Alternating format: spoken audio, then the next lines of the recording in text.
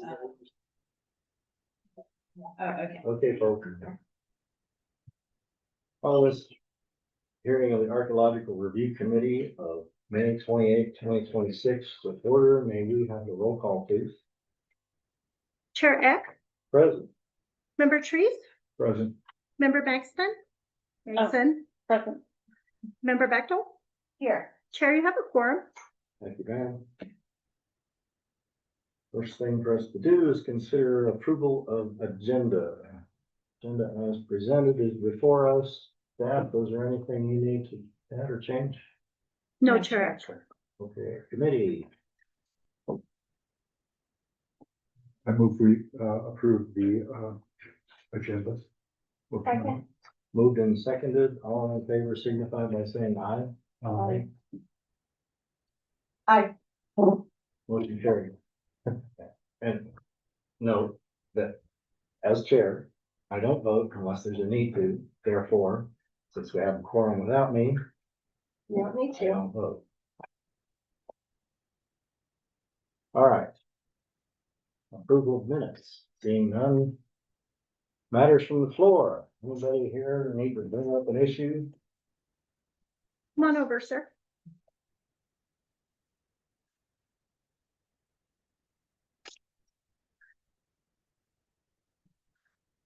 Who's gonna swear me in?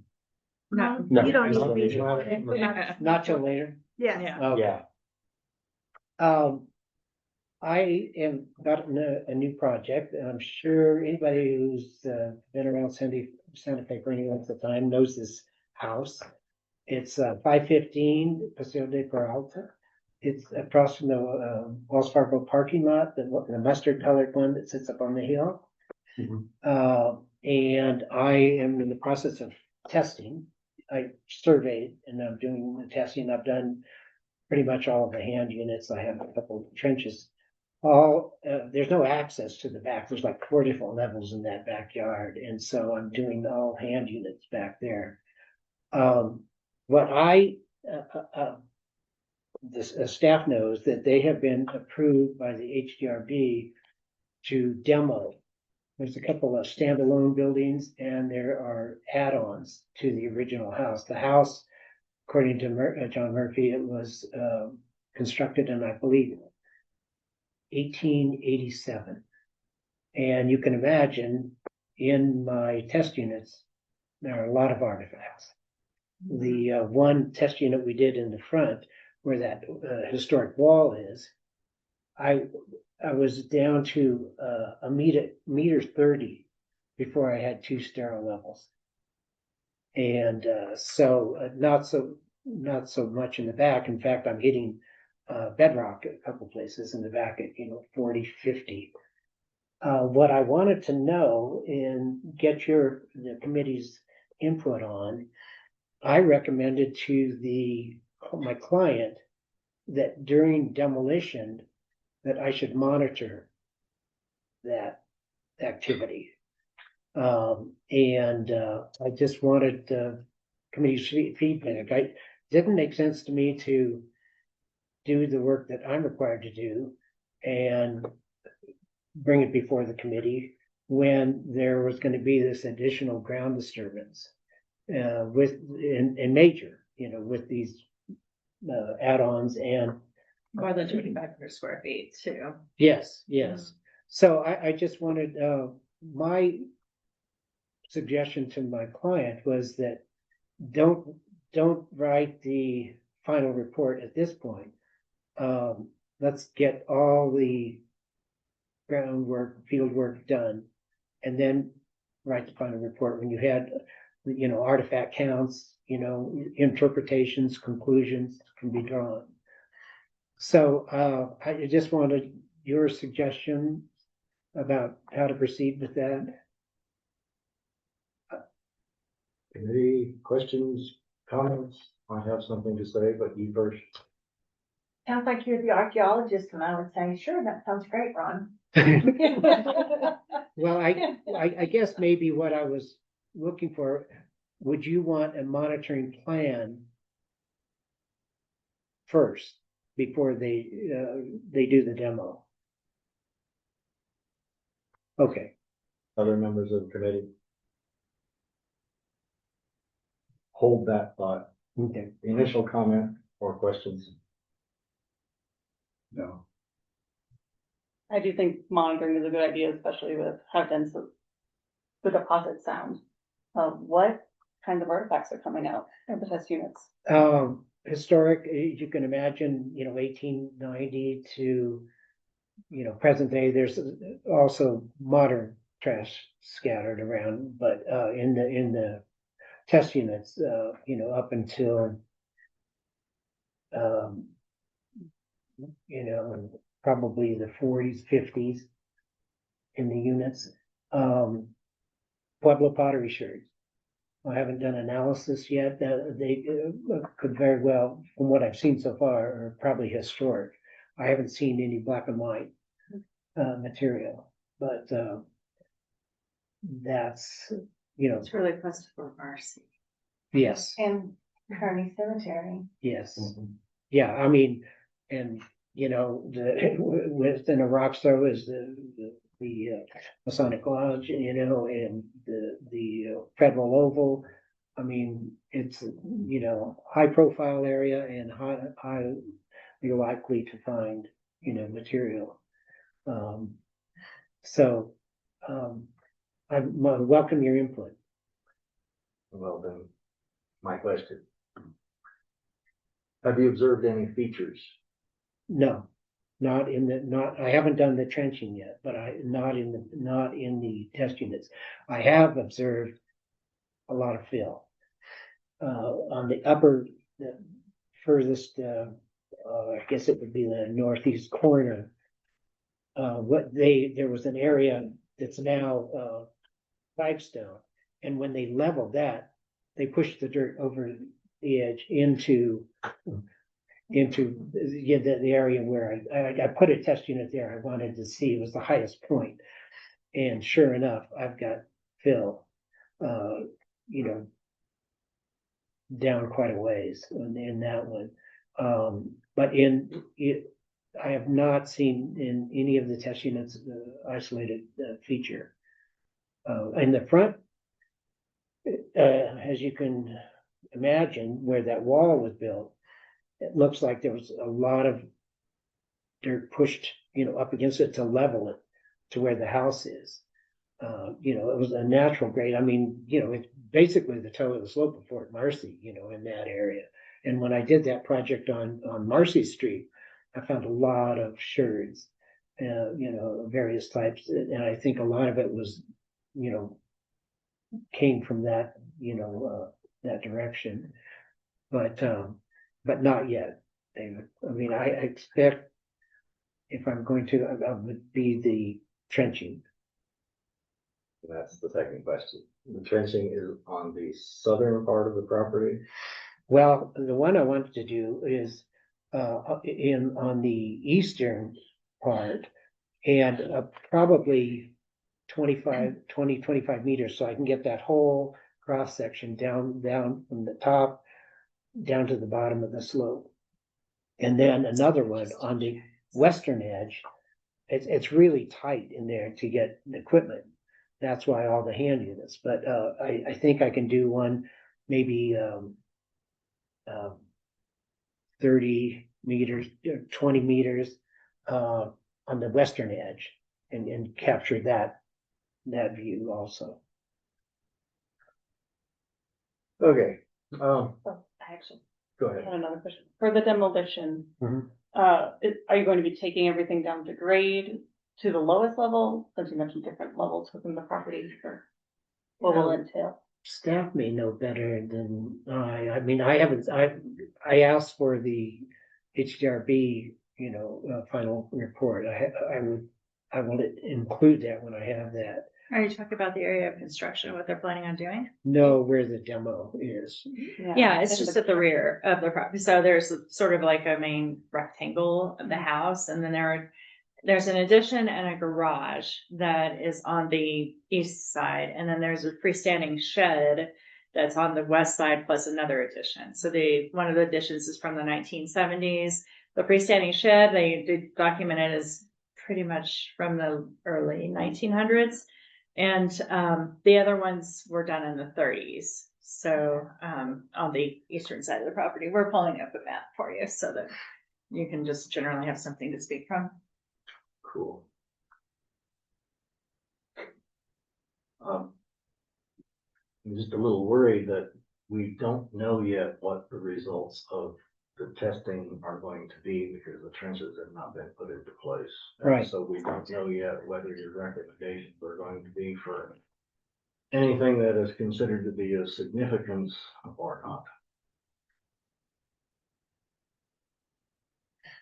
I guess my point, David, would be that, not to get too far along with those kind of determinations till we really know what's there. And unless we know what's there, how will we know whether the demolition will have an effect on it? Well, I planned on hopefully by the end of next week have the rest of the 2% testing done. And, but I'm just nervous about, writing a final report, submitting it without knowing what's beneath the demo. And in the back half of the property. But, that's why I recommended to the client to have me on site the entire time, when they're taking those buildings and add-ons down. Well, as member professional indicated, that's certainly will be a watchful eye on things. Are we having a Zoom problem? Yes. Going Google? Well, it's not Zoom necessarily. It's just trying to get I'm going to pull up near map just because it's better. Yeah, I was speaking of Zoom in the generic as opposed to Zoom in the. Yes. Yes. If it was Zoom in the corporate, I would want to throw a thing out the window.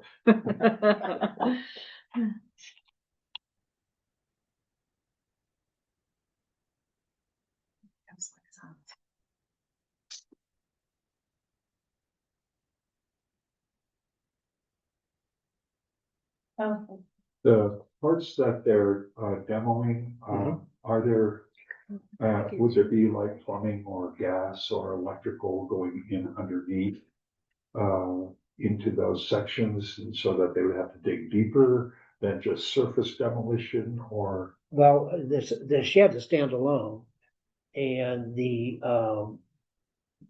add-ons, there could be. There could be. footings and stem walls that would get demoed? Yeah, I don't know that much about the construction of it, but that very well could be, and that would be part of the demolition, and that I would also be present. Right. Okay, here it is. But I basically, the reason I brought it up is I just want, the ARC's input, because you're gonna see this. Okay, this is the property and there's a hillside there. And the shed is right here, and this is the area of the addition that was done that's subsequent to the original rectangular part of the house. Driveway is here, and then this is a lot of retaining walls. Okay, those two projections at the back are the two. Correct. additions. And then this, it's sort of dark, but it has a metal roof. And That's the shed. presumably is sitting on a flimsy foundation. Yes, if there's a Like- foundation at all. I don't think that for the shed, I don't think. I there's- don't think so. I looked in when the door was open and I didn't see anything that Mhm. indicated a foundation. Like my shed. It's like Yeah. a used car up on blocks. Okay. I see why you can't get in there. But I'm doing it all across the back. There's 5 of them, 5 test units, hand units, all the way from the northeast corner to the northwest. How far off the north wall are you? Oh, Or I'm does it vary? There's more clear. well, I'm right, on a couple of those units, I'm just off the north wall. Yeah, I mean, one of them is right up against the coyote fence that's there. The reason I ask is I'm wondering about previous disturbance for construction of wall, fence, whatever, and whether or not your unit is outside or straddle or Yeah. inside that disturbance. Next to the shed, I did one, and I hit bedrock. I mean, at about 45, I think. I mean, it was solid. It's this reddish sandy. Yeah, I mean, it was rock. And I hit that in the front where where the historic wall is. That's where the one that went so deep. And I hit bedrock there eventually because, we were just following the slope that it made sense. Yeah. Well, committee, do you think you have a consensus opinion?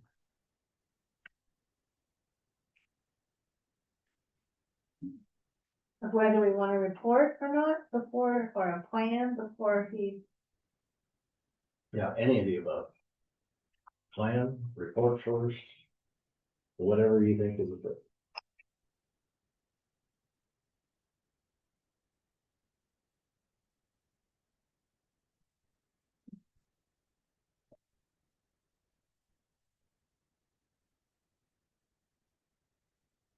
I like the idea of just monitoring it. So with the plan,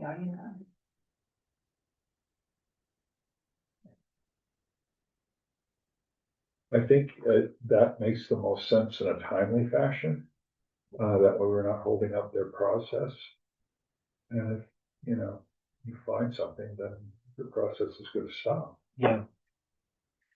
And there is disturbance. Yes. Just in the back they're gonna have a picket fence in the front, but they're not really changing the front. It's just all in that area generally of where those additions are and a little further back. They're gonna dig into the hillside with their, addition. With the breezeway connecting. But as I said, any and all ground disturbance they do with the demolition, I will be there. And I've told them that. I said, well, when they thought, all it required was, the testing and the survey, I said, you'll never get that through the committee.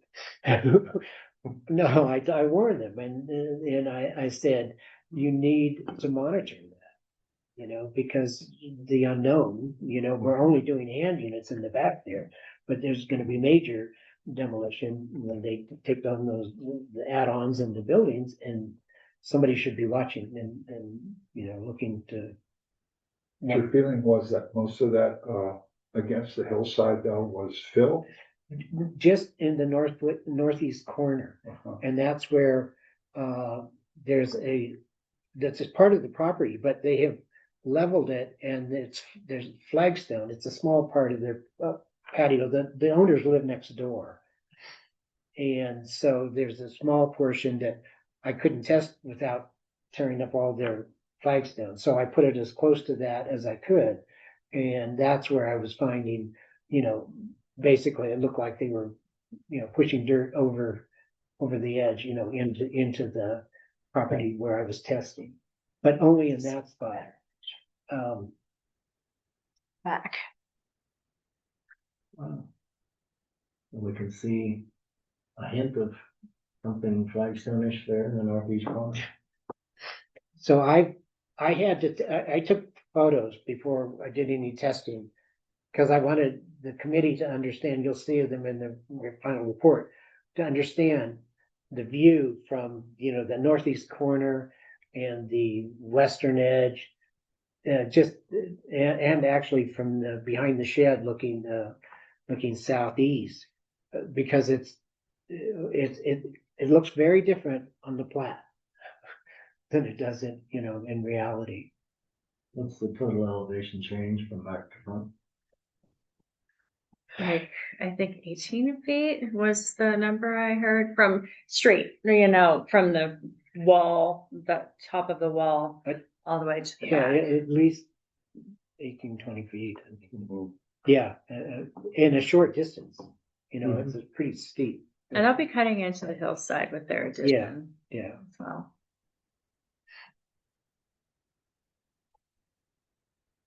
All right. I think since having a monitor out there is going above and beyond the requirement of testing for these kinds of developments.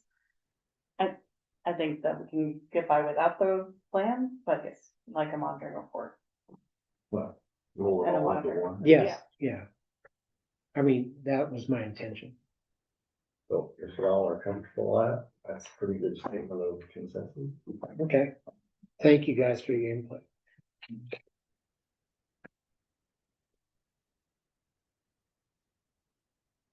Don't find Jimmy off. I can't promise anything Yeah. there. Anything else from the floor? Skip over old business. If there is none, and move on to new business consisting of 1, 2, 3, 4, 5, 6 cases.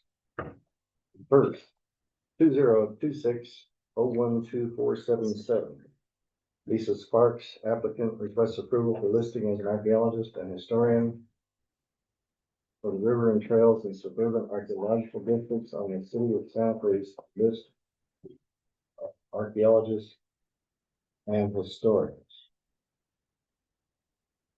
We have a staff report. Just like to have the staff pointed out that, based on the analysis of the information provided, it's likely that she would not qualify for the historic downtown, but I'll defer that to the committee to determine. And so at this point, we're just recommending, you know, rivers and trails and suburban. Alrighty. This point would be appropriate to swear in that. Hey, Lisa, will you please raise your right hand and state your name and address for the record? Lisa Sparks, you want P.O. Box 7841, Ruidoso, New Mexico 88355? Thank you, Lisa. Do you solemnly swear and affirm that the testimony you have in reference to this item is the truth, the whole truth, and do this under the penalties of perjury? Yes, ma'am. Thank you, Chair. She has been sworn. You have the floor if there's anything you wish to say in addition to what you submitted. Hi. That works. May I ask what other qualifications would be needed for the historic downtown? So that if I do not currently qualify, what would get me there? Oh, well, best and foremost would be actual experience working for someone in the downtown. Okay. Secondary to that, demonstrated experience with Spanish colonial archaeology, be it Florida, California, Tejas, Arizona. We could consider that, but really it's on the ground in the dirt experience downtown, Incentive. which unfortunately means you work for somebody until you got it. I'm still doing that. I may not live long enough. Okay, Anything else? no. No, please. Committee, member Bechtel, No questions. member Trees. We have, probably discussed this before, but it is or are there two separate applications, one for his archaeologist and one for historian? And so we have one for which, because the qualifications are different, right? For historian versus archaeologist.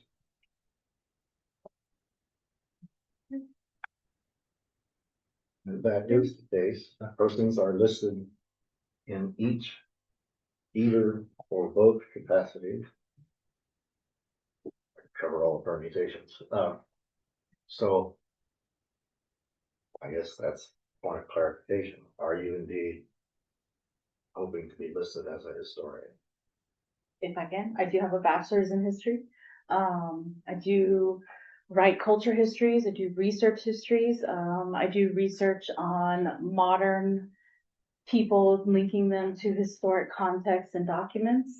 I gave a presentation at the SAAs last year and earlier this year. I've done some work, historical documentation tying.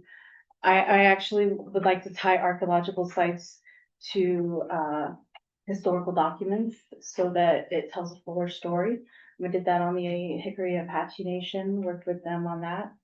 I believe that they go hand in hand, but they are separate. I have taken master's history classes. So yes, I would like to do both. I was going to be a history teacher at one point in my life. No, I mean, because I think it's more a question for staff. Are there two separate applications? And if she wanted to be both, should she have two applications, one for archaeologist and one for historian? I think in this case, member Therese, that it is, she, on her application, she requested for both. So the application does, one application for both. And it's one list, so it's, historians are designated and, we just put it in both columns that the ARC finds that she can be a historian, or just we put it into one column for the archaeologists. I don't know that two applications are necessary. Uh-huh.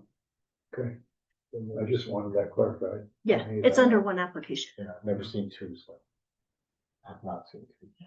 Right, and this is embarrassing, but can you educate me on how properly pronounce your last name? Okay, Magison.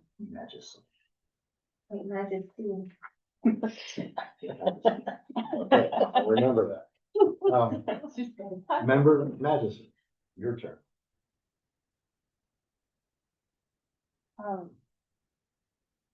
Yeah, it definitely sounds like you have a lot of historical experience, so it would have been nice to see them more written in your CV. It's not really a question so much as a statement. I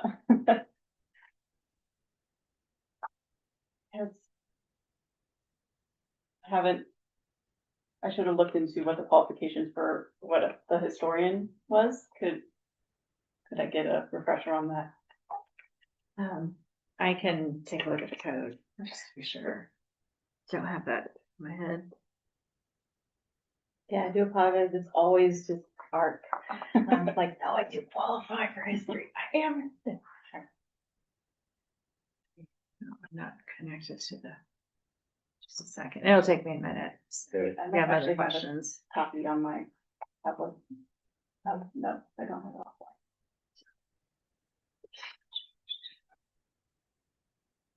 I have a paper copy in the binder that's in the other vehicle. Oh, 20 miles away. While we're waiting for technology to serve us up some answers, anything else that comes to mind, Shelby? No, that was. First question is for staff. When you received the application, was there an interchange between staff and applicant as to what was needed to make a full application? Yes, it was the templates I provided to her, that were in the packet and developed by Mr. Duran, but there was nothing else. Did I miss something? So my question has to do with the sample of writing, which is not present. And we have deferred consideration of applicants fairly consistently over the last 4 or 5 years when that is not on offer. Especially since until tonight, I didn't realize that the word historian was in there. I would definitely like to see a sample of writing in both capacities. I see that you have master's thesis, I would suggest that a chapter or two out of that would be grand for archaeologically focused example of writing. And something historical. I know that almost all of the things that I can identify and actually see, either digitally or in physical form, listed amongst the technical reports are authored by multiple people. So can you name a sample of something you wrote? Okay. So would something for the essay suffice? The research I did for that? Okay. But again, both capacities. Something emphasizing history, something emphasizing archaeology or your faunal experience. Because the construction of a mule deer general utility index, I find personally interesting. I'd love to read the whole thing, but you do not need to submit the whole thing. I think that somehow wait through this, so we have that sample of writing in hand. Is there a page limit or just, I'd say a few thousand words in either capacity is fine, so something SAA length, grand. okay. Don't give us the whole. Okay. So how to go about this? We can move and vote and punt, and we could postpone, or one could withdraw on advisory to complete the application and resubmit. So, I just want to advise you that our submittal deadline for, the June 25th hearing is June 9th. Do you possibly think that you can meet that? Yeah, okay. So I need those submissions to you by June 9th, writing submission. Please.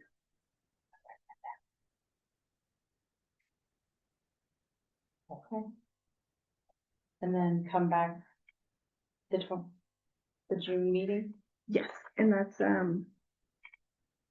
June 25th. We would like to postpone this case to June 25th. If that is Pleasure, the route we take, if that is the route you take, that's the date. And you decide that. Oh. Do I have to pay my $83 again? No, No, And I will postpone to the June session. postponing takes a motion, a second, and a vote. I move that we, take the applicant's, choice and, postpone her application until she provides the suitable written submission. Second. Moved and seconded. All in favor signify by saying aye. Motion carried. Thank you. and I finally found the section. Do you want me to read it? For everyone's edification, please do. Yes, so a historian is in actual direct charge of archival research and analysis of land titles or historic maps.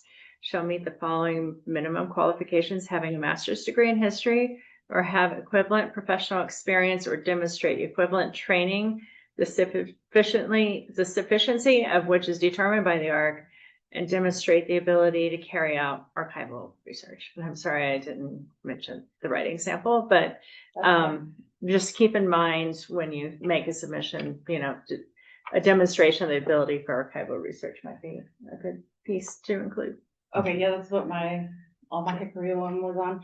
Does me being a land surveyor for 9 years matter at all, doing title research and all that? Can I ask a facetious question? Sure. While you were a land surveyor, did you choose to drive a half a mile instead of walking 100 yards? No, I walked. Good. You get a gold star. Because most of them drive. Oh, I know. But I was a surveyor in Rita, so it's all of Yeah, that. if you don't walk, you don't get. Yeah, Yeah. that's true. So okay. So just to clarify, we need, if you're going to be archaeologist and historian, we need 2 samples, one for archaeology and one for history. Yeah, okay. get that in by June 9th. Thank you so much. To you? Oh, Thank you. Thank you so much. thank you. Thank you. You can pray. Whatever you would like. Whatever you like to do.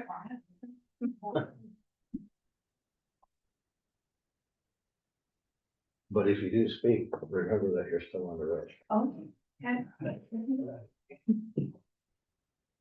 Case number 2026-012478. Ron Winters, agent for John Dick Archaeo Architects applicant, requests approval of an archaeological inventory and testing report for a proposed project at 425 Camino del Miguel, Historic Downtown Archaeological Review District.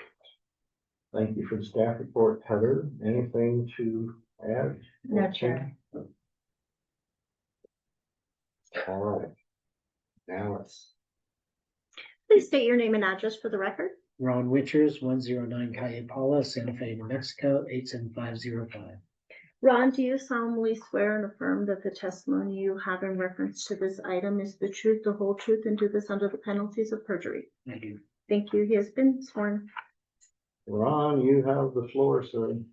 So, a couple things. I found a couple of clerical errors, and I have to say you may find more, and a little bit of explanation, I guess, is required.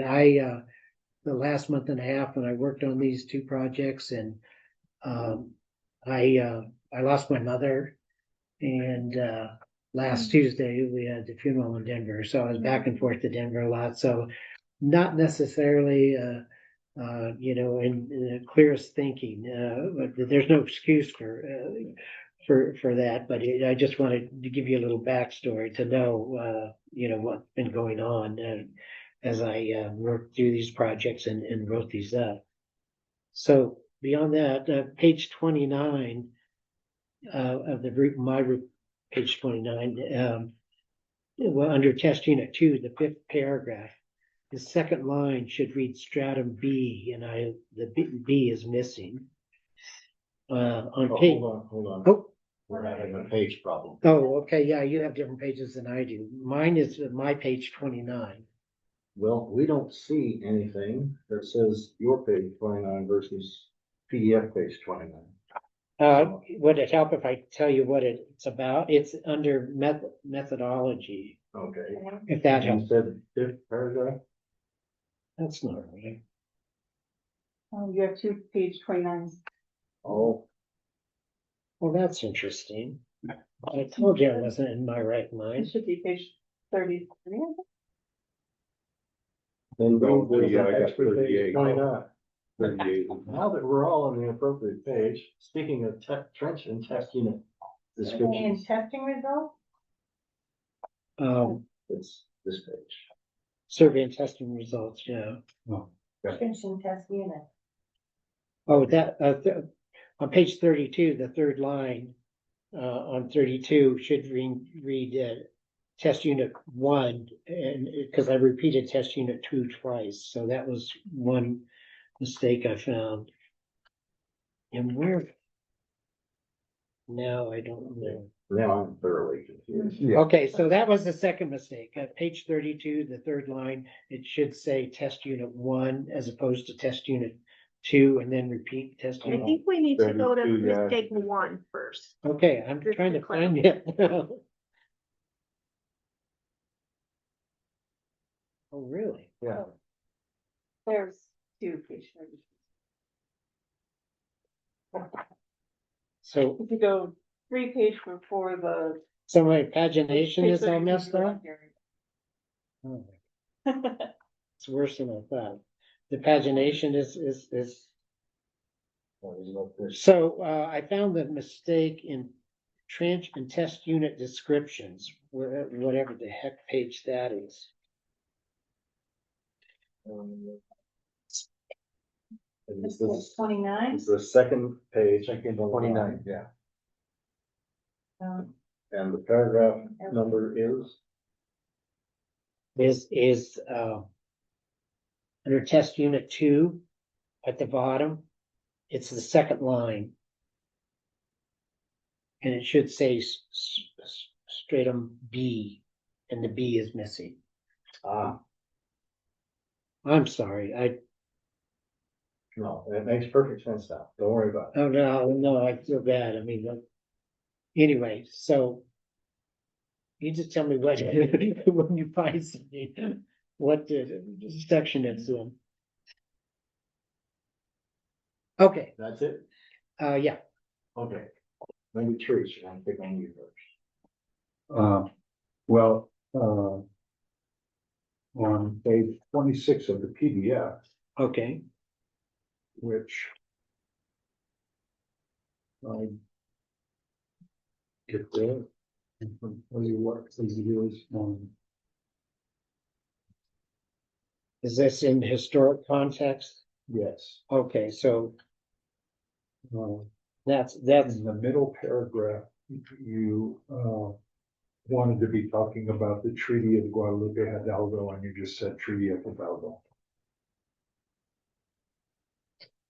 huh, That's another paragraph, and it's page 17. okay, On the PDF, it's page 26. Yes. In the middle-ish of the second paragraph, Yeah, Treaty of Hidalgo, leaving out the Guadalupe. got it. and then let me find the other one, which I'm sure is just a typographic error. You're talking about historic context. It's interesting because yeah, when I first talked about that, I see that I did use the whole, On the left, and you know, I found this fascinating. You're talking about horseshoes. Great. I love that section. I love. On the last paragraph, the third line, end of the third line, American Civil War of the 1850s. So that's probably notionally accurate, but you know, you didn't really start shooting until somewhat later. Although, you know, Sean Brown.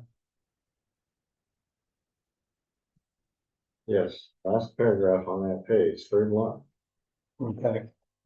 right again. What page number on yours? It's 37 Okay, of your report. got it. And the last paragraph, end of the third line and beginning of the fourth line. Okay.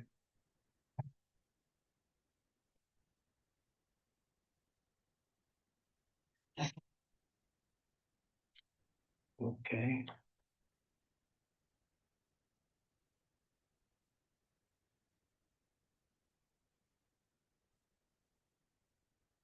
Yeah, I really liked. Really liked the stuff about the orchids. Had no idea what the Romans put on their horses.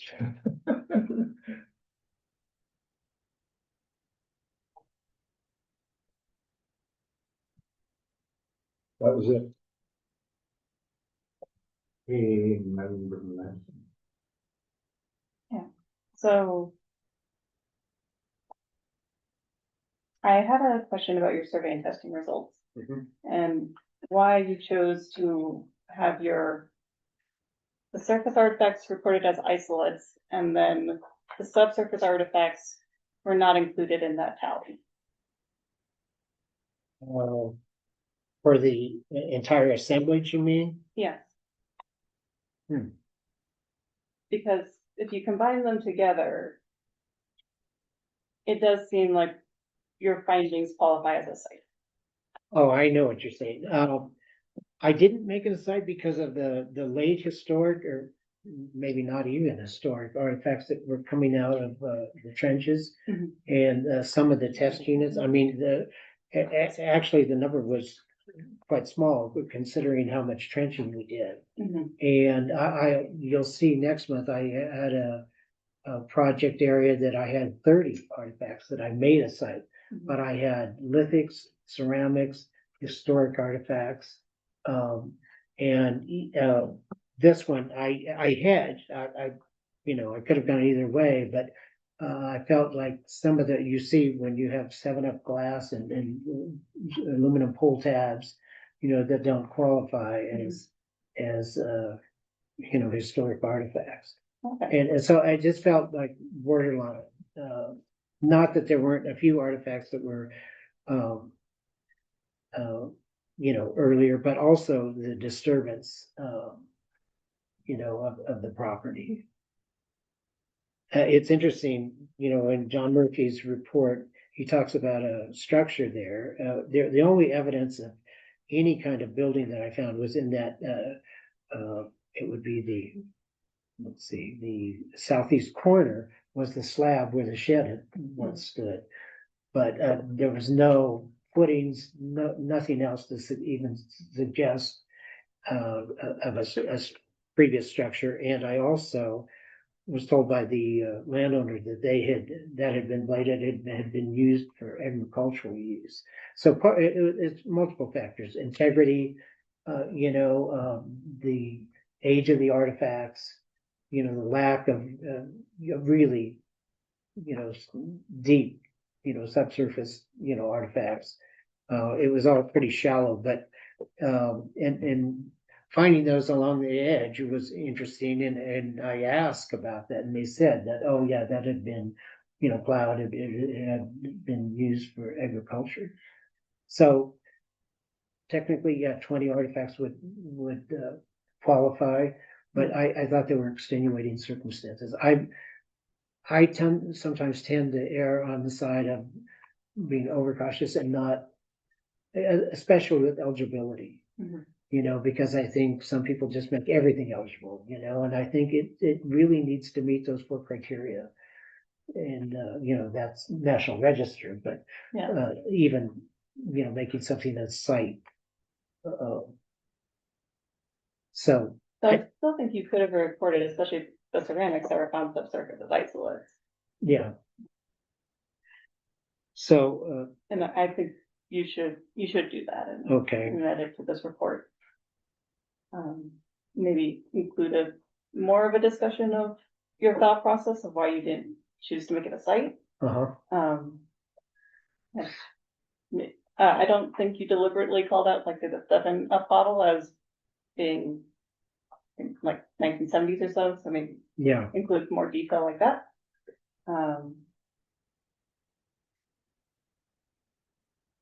And then that's more of a big overall comment. Others that I had were within your NIAF. I think the NIMCRIS map server check should be in an appendix.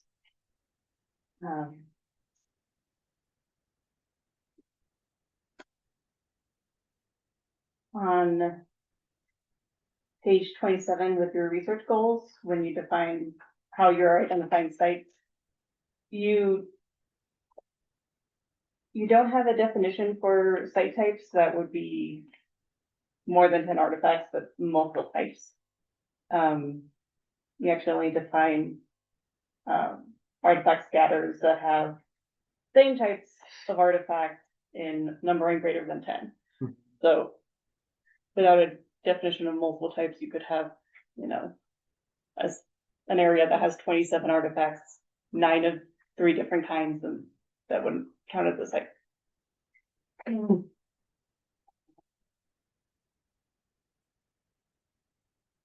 then for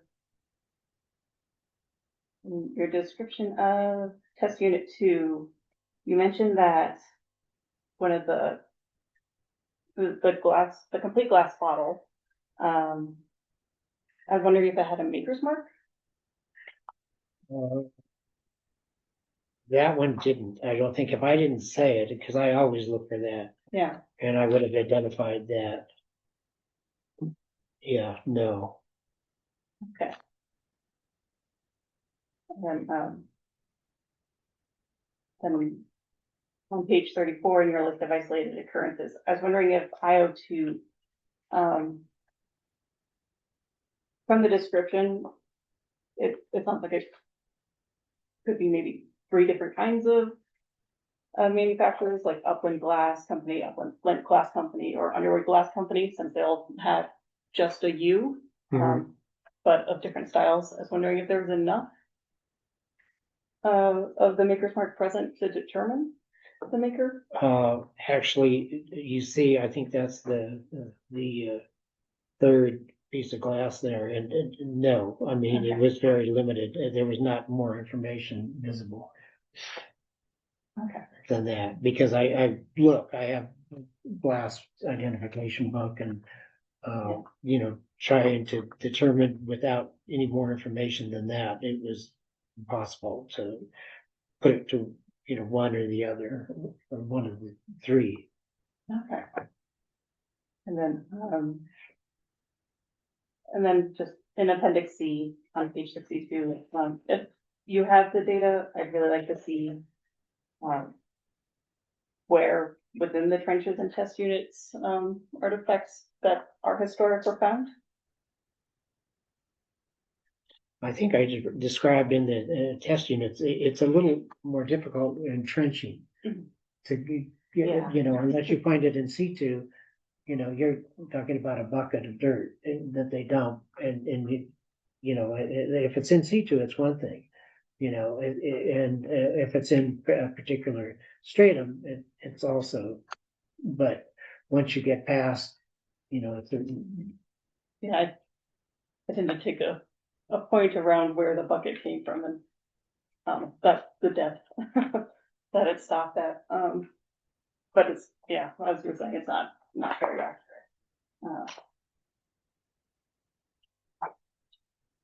And I would like to see if,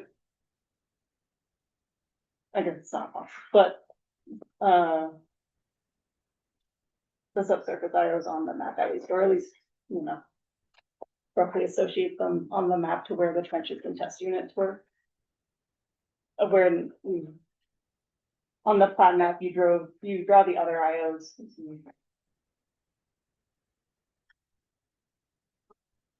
So maybe include approximately the test unit and trench locations and what IOs came out of those. I have it on my you page have 38. You do have the trench. Okay, Yeah, it's all on me. then that's covered. That's all I have. Thank you, Shelby. Can I ask you point of clarification or comment about the NIMCRIS map server output? Did you wish to see that repeated in an appendix to the report? No, just moved into an appendix. Okay. I think what was offered, and I can't say for sure because it's been scanned and handled by somebody at a machine somewhere in this building. But I think that's an attachment to the NIAF. It's not in a public accessible document. Okay, So then that one can, it's hard to know. So Ron, if you could verify that it's not in a public document, we'll be all right. Yeah, thank you. no, I don't, I always put in that, but not in the report. Okay. Great, thank you. Okay. Going for the pedantic one. Your NIAF, page 2, management summary. Last sentence in the first paragraph. Speaks of archaeological monitoring. No.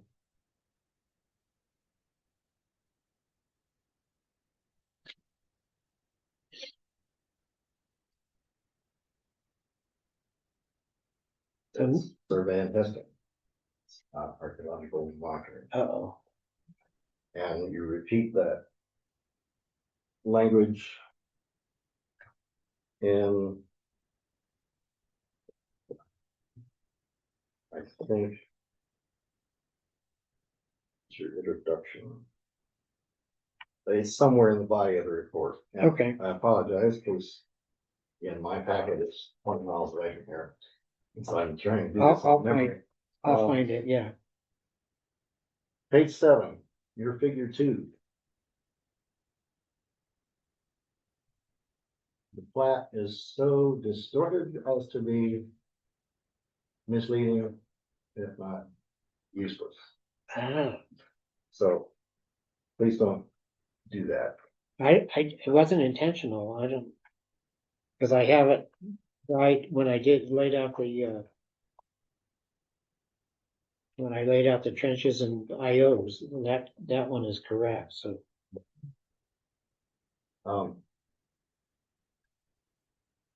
And here, sidebar to staff, I ran into a problem trying to search the PDFs.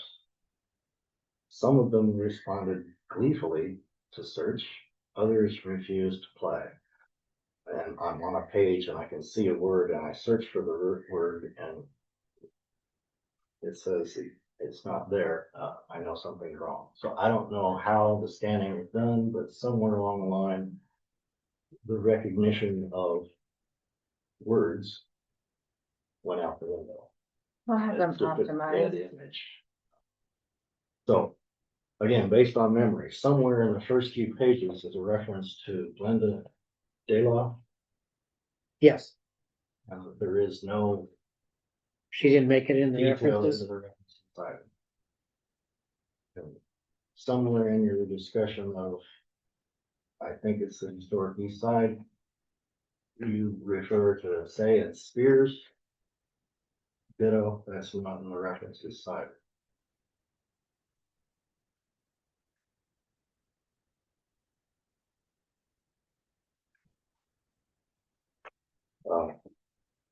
So much for semantics. I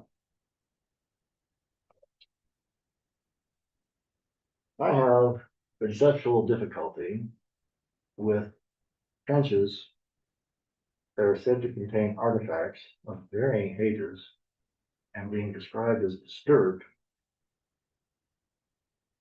presented as sufficient evidence for testing because, as far as I can read, we haven't demonstrated sterile. An agricultural field could be plowed to depths varying between a couple of inches to a couple of feet, depending on the device and depending on how much subsequent disturbance there was on the parcel when somebody finally decided to plant a house on it. We don't know how deep the agricultural activities penetrated, and until we know that, we haven't demonstrated sterile. So personally, I think the trenches are too shallow. One caveat I have to say about that. The landowner, state money, wanted to use their backhoe operator, not mine. And he was using equipment that, he was using a mini, track hoe. I use a backhoe, the operator I always use. And it was hard to get them to understand that, saving money wasn't necessarily objective. But I'll go to 5 feet deep. Or I wish you had, because if we saw river cobbles and we knew we were in sterile, then we'd know we'd have a full cross section of what happens to that right. property. As it is, I don't believe we have that.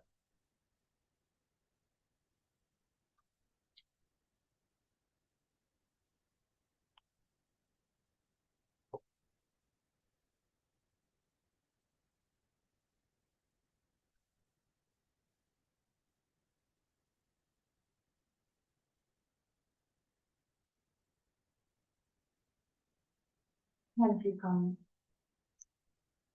Go ahead. Go ahead.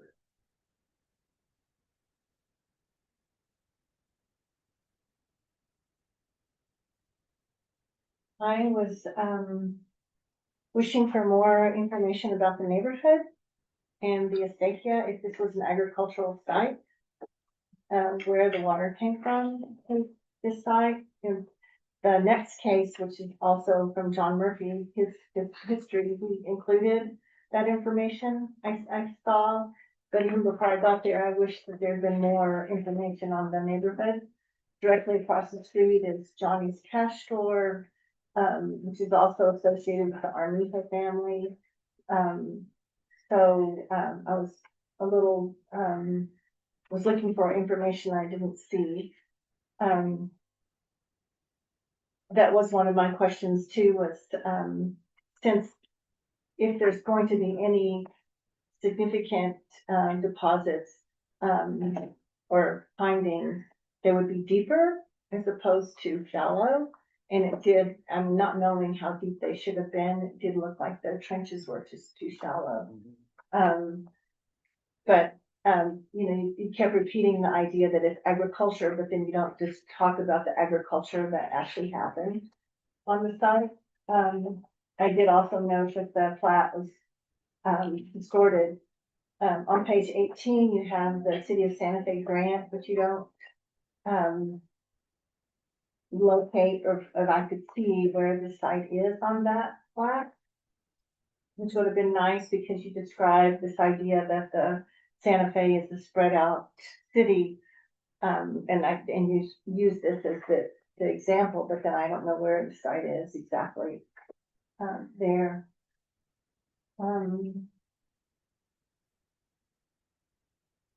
And then on the page 26 of all the previously recorded, Higbees, and it just says building, it doesn't have an address.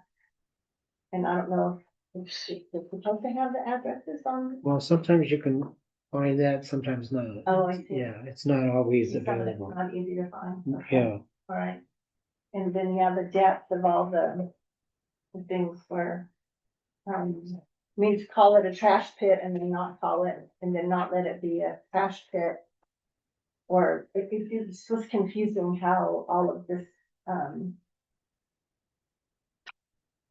was described, I guess. Especially without more context. Same with the soils. I thought it would have been nice to have seen more soils, how the soils, in the neighborhood are rendered, given that it was agriculture. well, and I have to say that was kind of an offhand comment by the client. They're fairly recent owners to the property. It wasn't really described.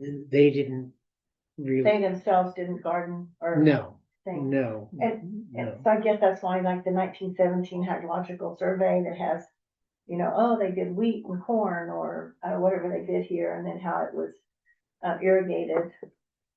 I don't know where the ditch is in this neighborhood, Acequia de Lopez. And which runs there's a along. lateral from Santa Acequia that goes right down to the immediate vicinity of this property. And From this Santa property Claus is at the westernmost end of the illustrated extent of Acequia de Lopez in the 1911 or whatever it's hydrographic survey. Yeah. It's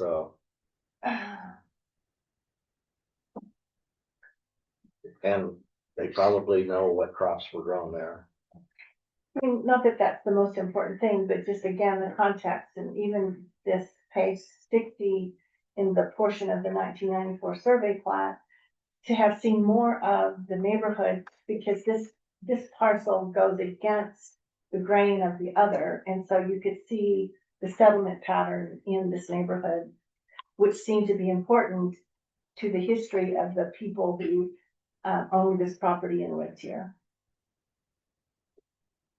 And that's another way of describing how the property was used.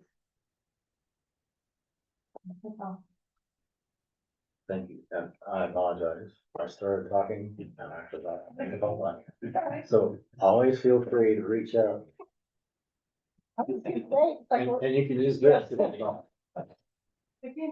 Whack. Or this if you want. Well, you have my point, which was the depth of the, and then also the just the plat distortion. The mention of the soils, That reminds me, I think a citation to the actual source of the NRCS derived soils data is lacking from your references cited. It's your usual reference to the web soil survey, I believe. Right. It's not there. And there's always history to be gleaned from the hydrographic surveys. I usually start with the 1977 because it's easier to read and find things. And then I go back, figure out why something mentioned in 1977 suddenly had a whole different interpretation in 1911 or whatever the year. 17. Yeah. As I indicated, this property is right smack dab in parcel 7.20 of the 1917 hydrographic survey. Not too far from the drawn, not necessarily accurately drawn, but drawn termination of the lateral that comes off of Acequia de Lopez. That acequia, the main stem of that acequia, runs more to the southwest, and there's actually streets and property lines that exactly define the route of that acequia all the way to its termination. I want to say it's something on the order of 300 meters west of where the little bit of continued use of Acequia de Lopez was occurring in 1977. There's an interesting arroyo crossing, which is where the Acequia was abandoned in 1977 because too much of a pain to maintain it. Right. An arroyo crossing. I think that arroyo crossing appeared in a recent report that we reviewed in the last couple of years for a property that's a few hundred meters east of here. Yeah. But agriculture, I really want to know more about the agriculture. So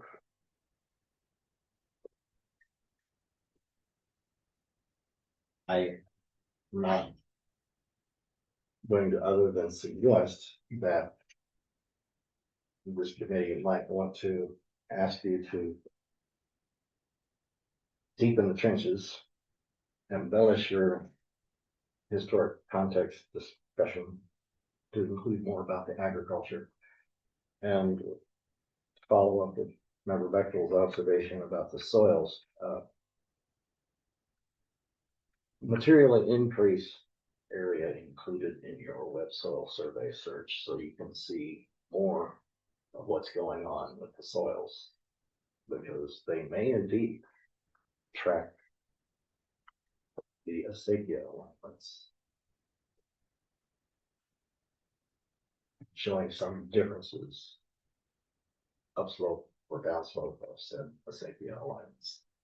It's always worth looking at the soils in a broader way when we're dealing with properties in this once upon a time heavily agriculturally used area. Got it.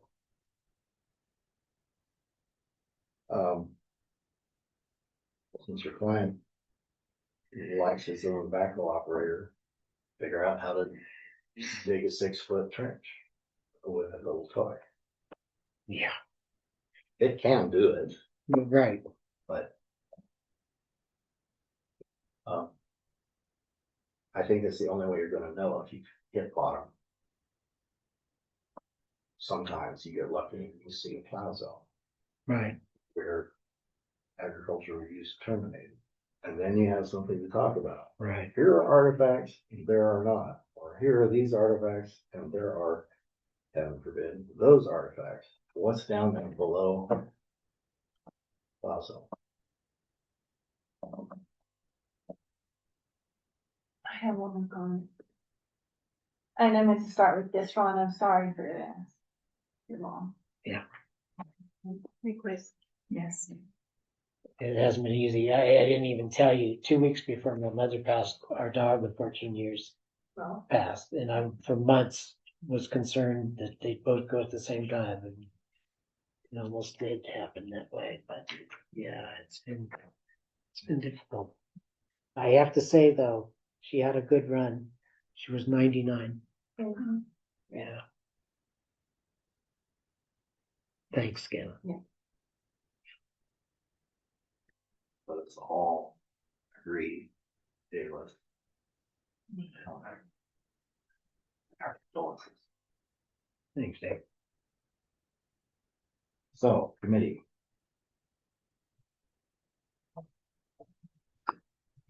Formulate a motion.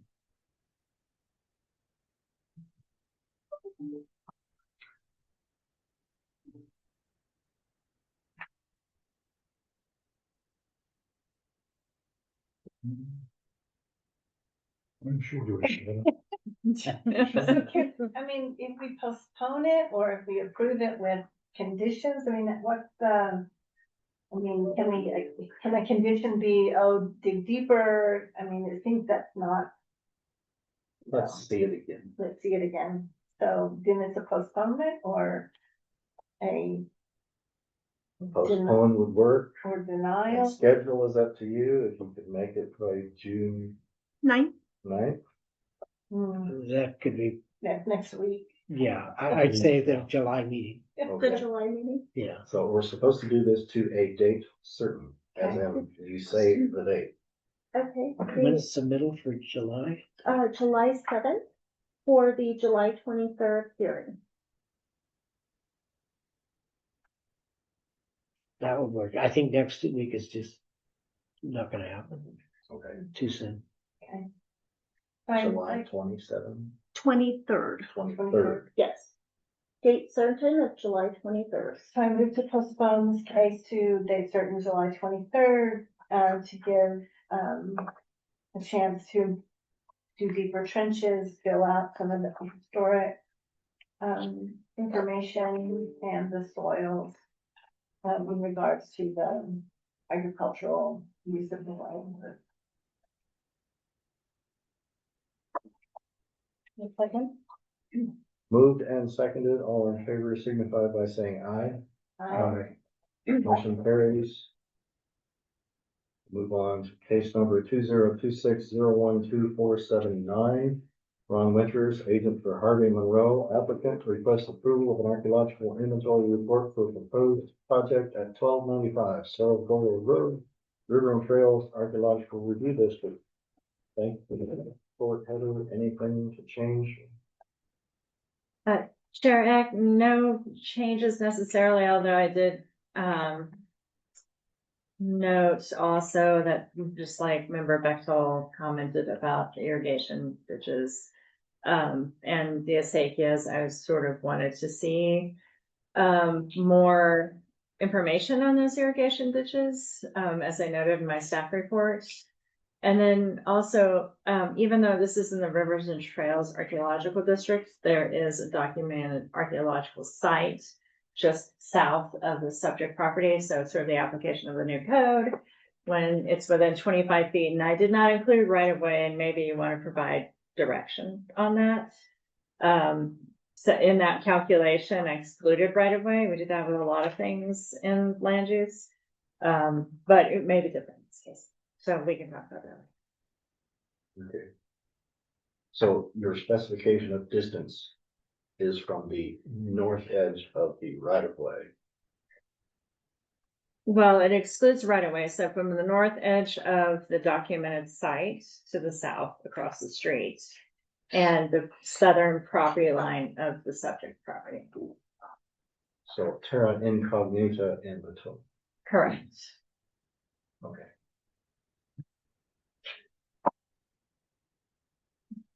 The version that's online of the code says that's only for the historic downtown district though.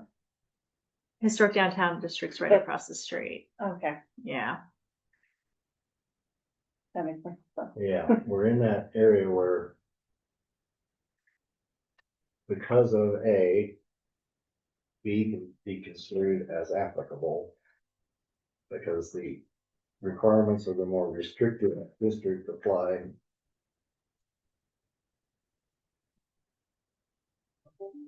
Should we just say, there's a site, do it. So, one caveat, again, I like, and I use this, I say this a lot when I'm working downtown is that the true site boundary? I mean, we know for a fact that it's the longest dimension and a big circle made. Mhm. And is it in fact, In this particular case, it's an actual polygon. Yeah, that was highlighted. That site was reported recently enough that it had an actual site polygon. okay, And I actually looked at our map of, so I can't get to Chris. So I looked at our map of archaeological surveyed, surveys, and then to see if there's an LA number assigned, there's only so far I can go, and so it's based on. so I'm looking at the maps, sort of map check. And, are we referring to the site 173-404 or what? I'm not quite sure.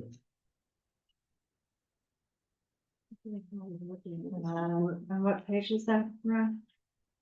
Well, I'm in the NIAF.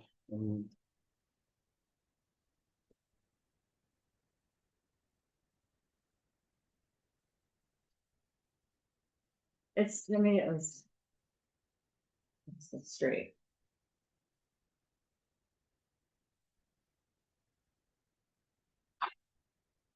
Is that the very last page, or what is that? That's in your report. Yeah. Very last page. Oh, wait a minute. You're, Have it. No, I don't have it. I just looked at, I have that thing. yeah, it's right. 11 of. Here, let me have it. Yeah, the site boundary is almost entirely masked by the site number label that's floating in the middle of the surveyed space that is the property immediately across the road. So here's Cerro Gordo. there's Cerro Gordo. Isn't this? Yeah, so it's right across the street from this one. Yeah. Literally right under that. Is it under the survey? Yeah, I mean, I think It's under the label. that's under the label. But Yeah, similarly, it's- the project area just to the east, the irregular polygon that looks like. Mhm. something Can we pass that orange, around, Ron? Yeah, You can see the sites are polygons, not in those. circles. Okay. Oh, here it is. It's on the final page of, The Nimcris map survey map fit. Yeah, Oh, the there. last of the map.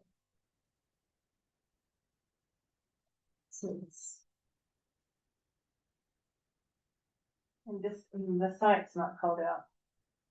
Well, this is a limitation of Nimcrit, this, yeah, it's pulled from the Product. state. yeah. Yeah. it's there. Oh, I see. One can turn off the surveys and leave only the sites, Hmm, or one can turn off the sites and leave only the surveys to make things clearer, I see. That's more cool. clear, whatever the right. And I just have the areas that have been surveyed that apply typically to lot lines and the LA number. So Okay, the city's information is like a meld of what you're looking at there. Yeah. So over here, for instance, there'd be that survey blob, but there'd be 3 LA numbers associated with it. Mm-hmm.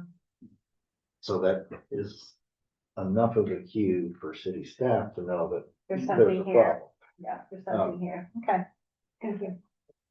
Unfortunately, Gavin, when you have to print this, I mean, you show everything, and Yeah. so Yeah. it doesn't I think necessarily. that's probably why I didn't see it, because I just ignored it, because it's like, oh. Well, usually when I'm looking at that, I will look at them individually, and get and I'm sure it's in my, 500-meter radius, that site.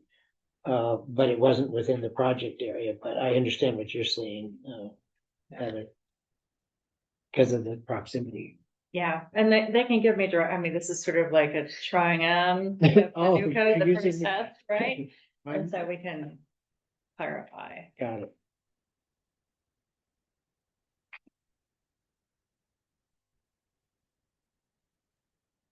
So, all right. Where were we? Have we gotten to Yeah, let's finish the staff report. That was it. Ron? Yes, sir. You have the floor. Okay. Well, no, I thank you for that. I would have, had it been within the site boundary, I certainly would have, gone to, further depths there, but, I understand what you're saying. I don't know. I didn't, the homeowners are here actually, and, they're doing amazing work to retain the integrity of the house. And it restores to its, original state. But I didn't find much on the surface, as you saw. And I don't know, other than that, not really.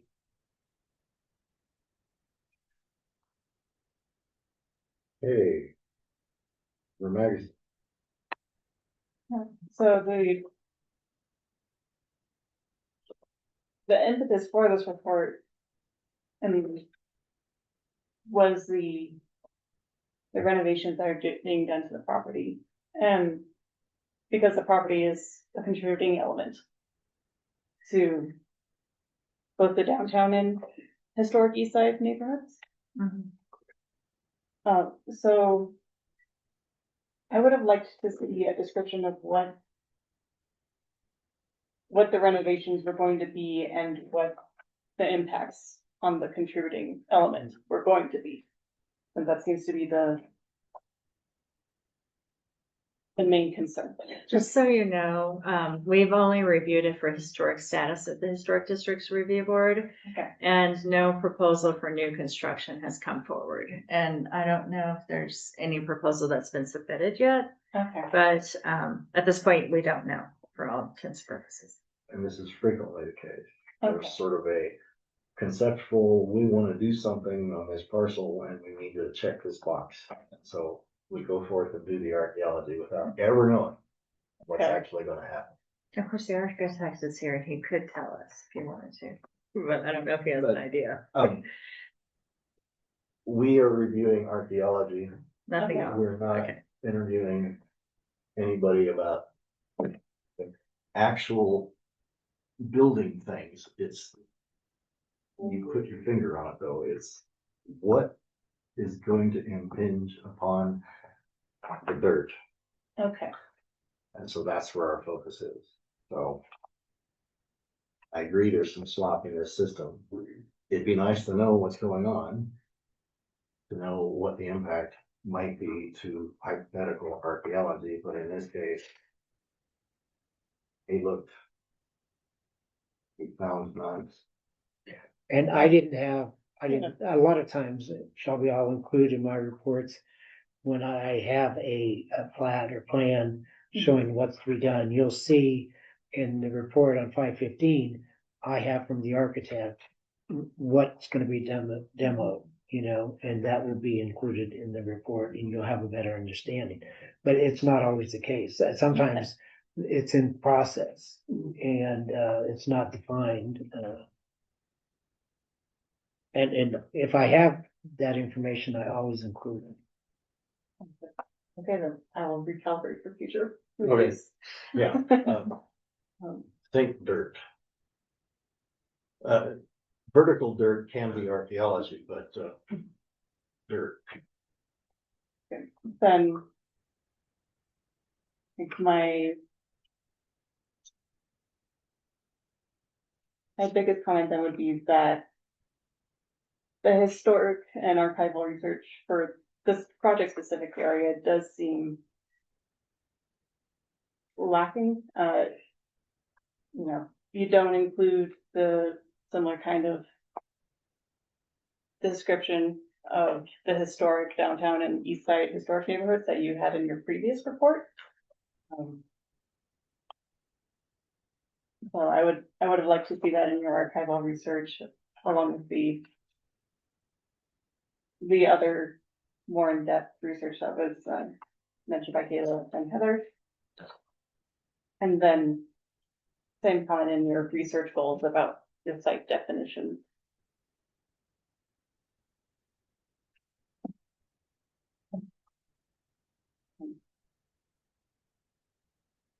That's all I have because all my other comments were about Building. the building. Now, Rebecca, I'm trying to look, so there is no trenching, it was just a, site Survey. survey, we're just outside the focus. and that's the reason. Okay. Okay.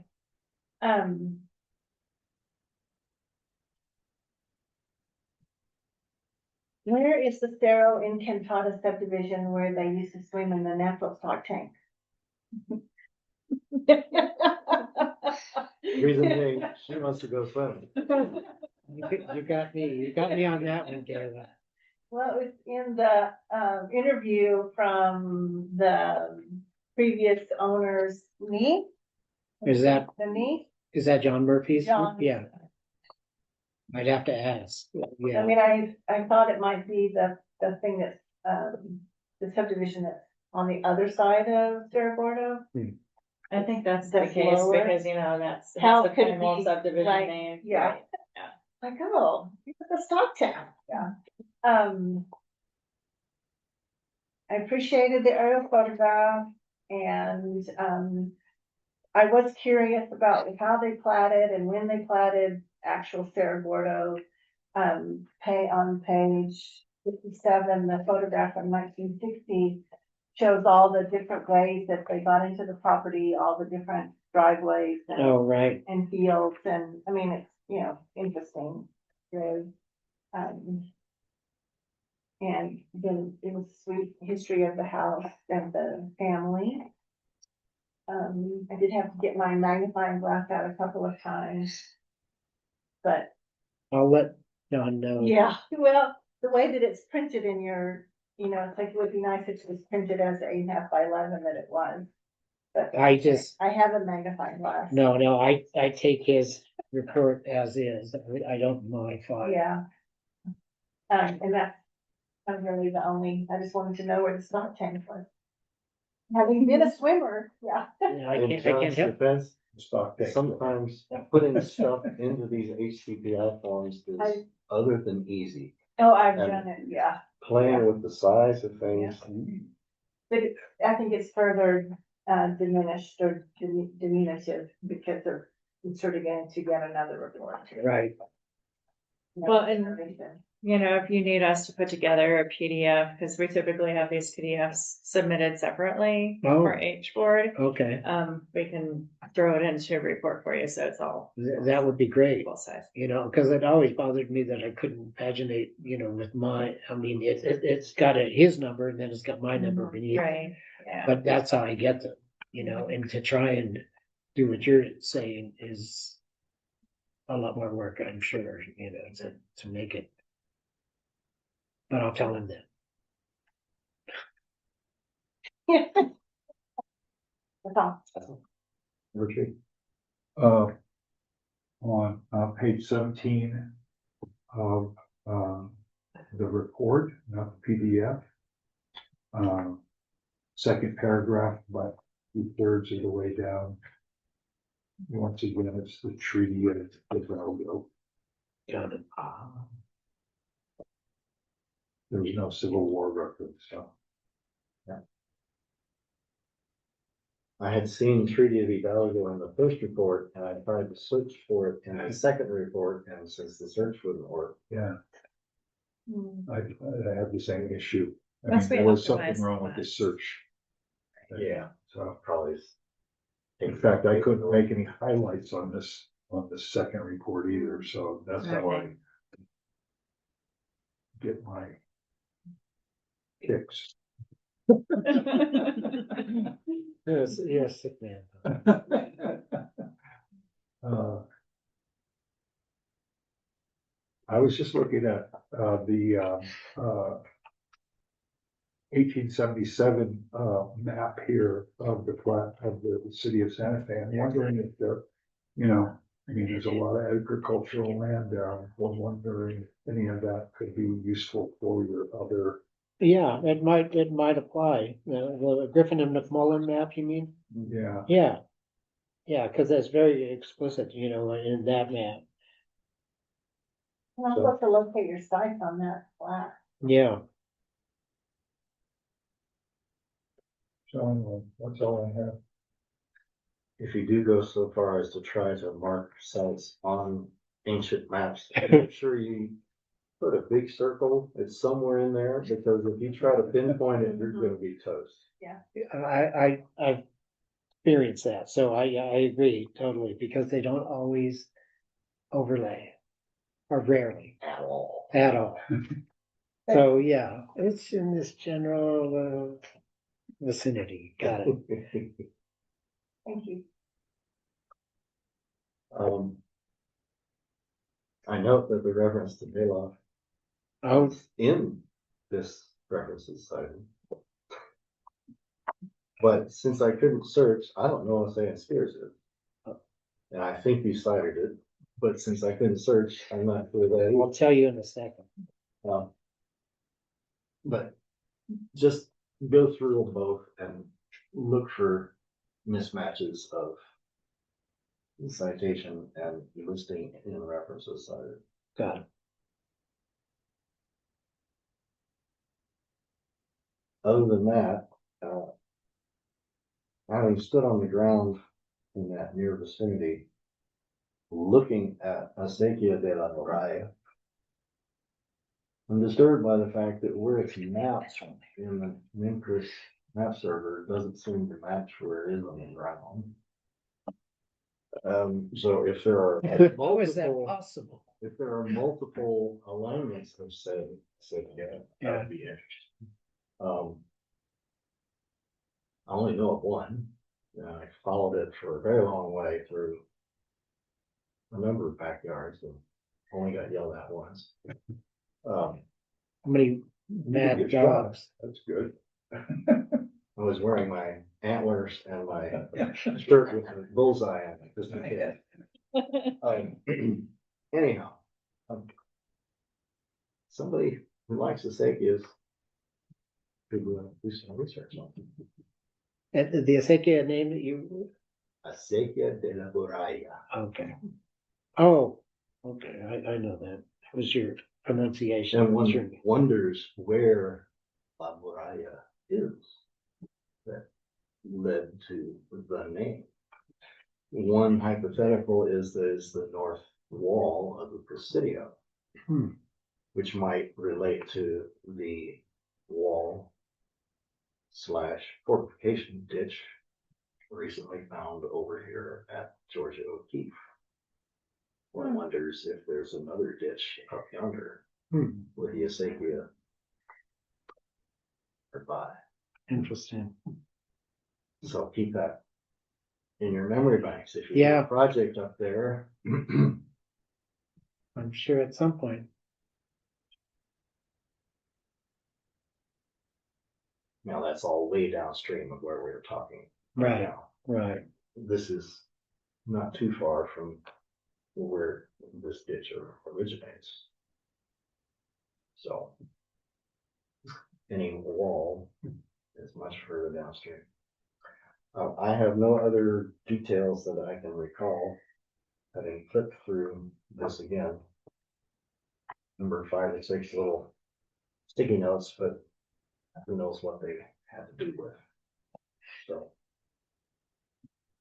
we can move to a motion. In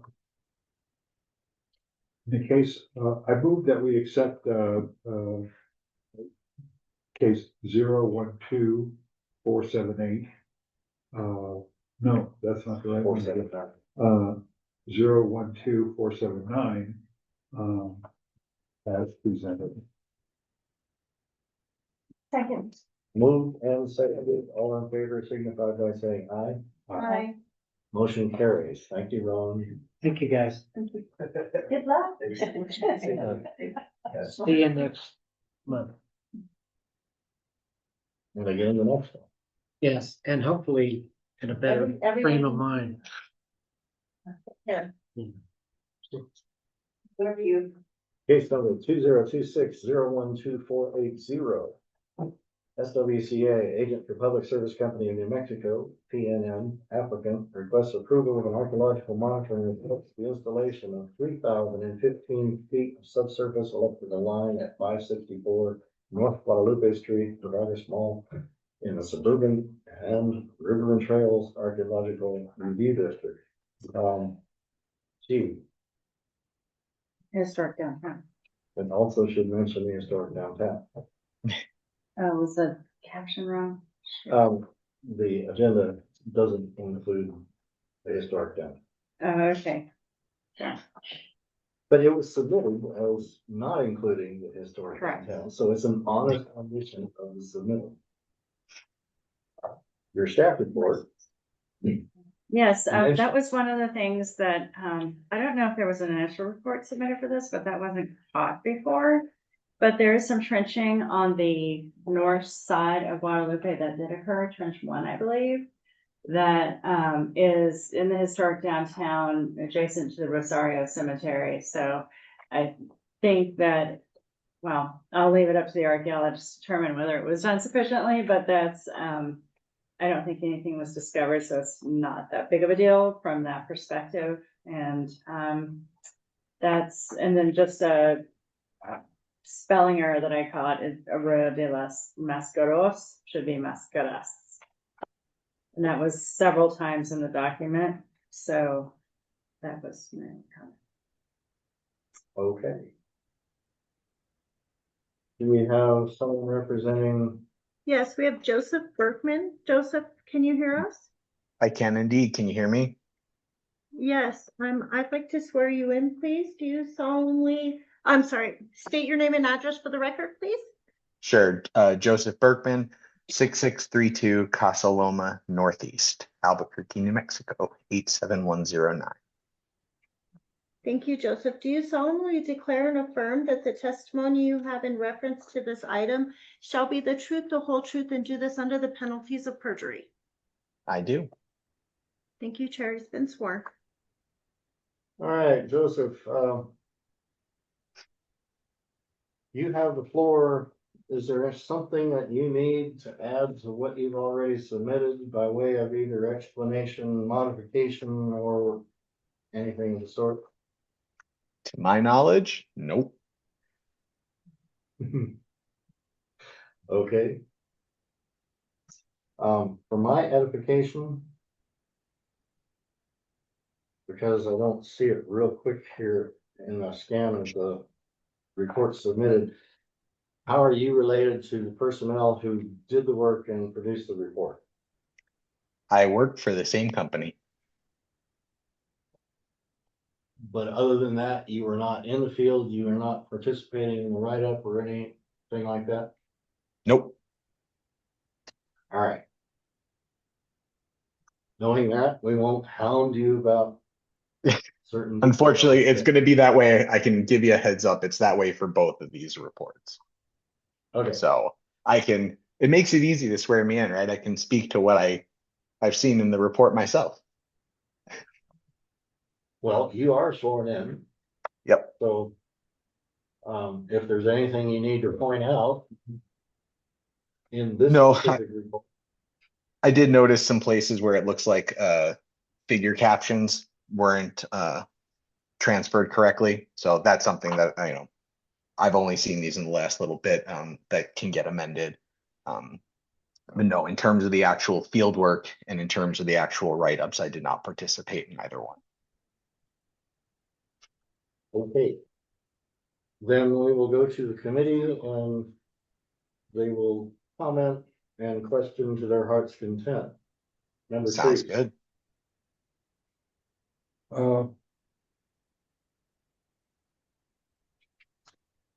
I saw, let me see, I'm gonna try to figure out which page it is of the printed report.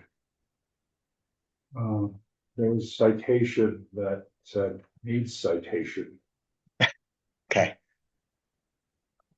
Let me see if I can search for it. That is on page 33 of the written report, page 39 of the PDF. Does error reference source not found? In the first paragraph under monitoring results. Okay. Let's take So I that. don't. There Yep. it is. Yep. Okay. Those are my knowing how this was probably done by those folks. My guess is they're endnote errors. What? They're errors in the reference software.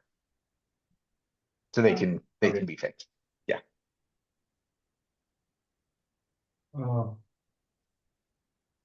It's going to be, I mean, I have a question about dirt. And since you weren't part of the excavation, I'm not quite sure how to ask the question about dirt. Go ahead and ask. I would like a description of construction fill. Because all of this apparently was construction fill, and I just don't understand how, something 10 feet down could be construction fill. Seems pretty deep for construction fill when there isn't an arroyo or some obvious, thing that needs to be filled over. Mhm. And looking at the profile of the trenches, it kind of looks all the same. So yeah, I think it's probably easy to say it's construction fill, but I don't know, just doesn't make sense to me. That was my big question, and I'm guessing you can't answer. Unfortunately not, but I can consult some folks who probably can. So Okay. with the comment in mind, I can certainly bring that back to somebody who was Okay. on the team. Well, that's all I had. Okay. Thank you, Tom. Member Magician. Yeah, so first I wanted to ask if I should be commenting on this, as this was a project I was responsible for when I worked at PNM.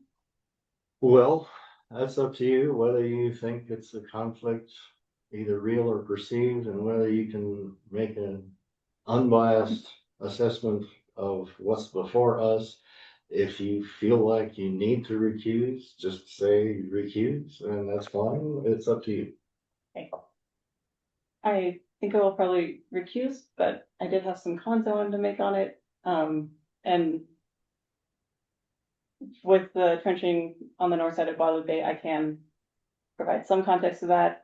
That was in the original monitoring plan that was submitted. So that was reviewed originally.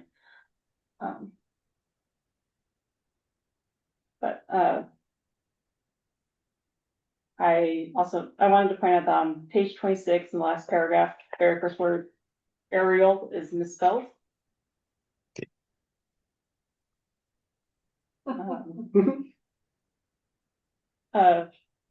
This is actually a comment I also provided on the monitoring plan, but you sometimes, especially it's obvious on page 36 or page 39, there's a switch between using phases and areas.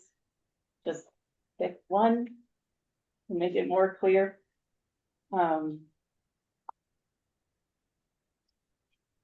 page 39, figure 23, trench 11, there's very clearly two straight up.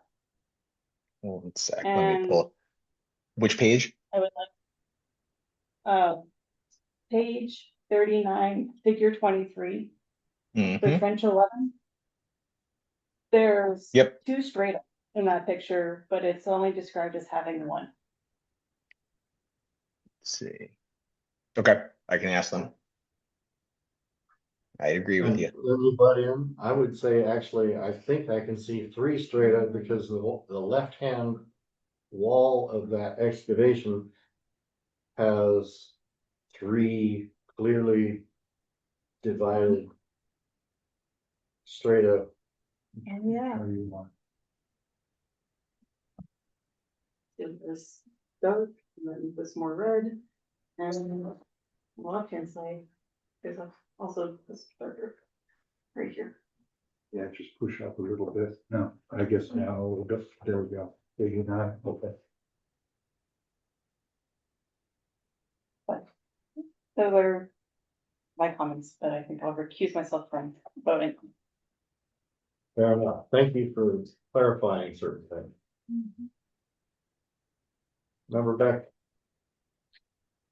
I guess I have a procedural question. Since we're so careful about the archaeologists that come before us that are, they have qualifications based on rivers and trails, suburban, downtown, and there's a whole list of people here that aren't present, that aren't answering any questions. And so, like, what's the chain of title or line of, or like what's the through line for the archaeology? good question. And I think the simple answer is whoever is the principal investigator at the time, which is not the person listed on the title page. It is probably the second person listed on the title page, who, as far as I know, is still with the company. If not, then we need to know who is now the principal investigator responsible for this submission, because ultimately that's where the responsibility lies. So Teresa Hurt would still be with SWCA. Robin obviously would not be. Well, so this is in Teresa's bailiwick. Okay.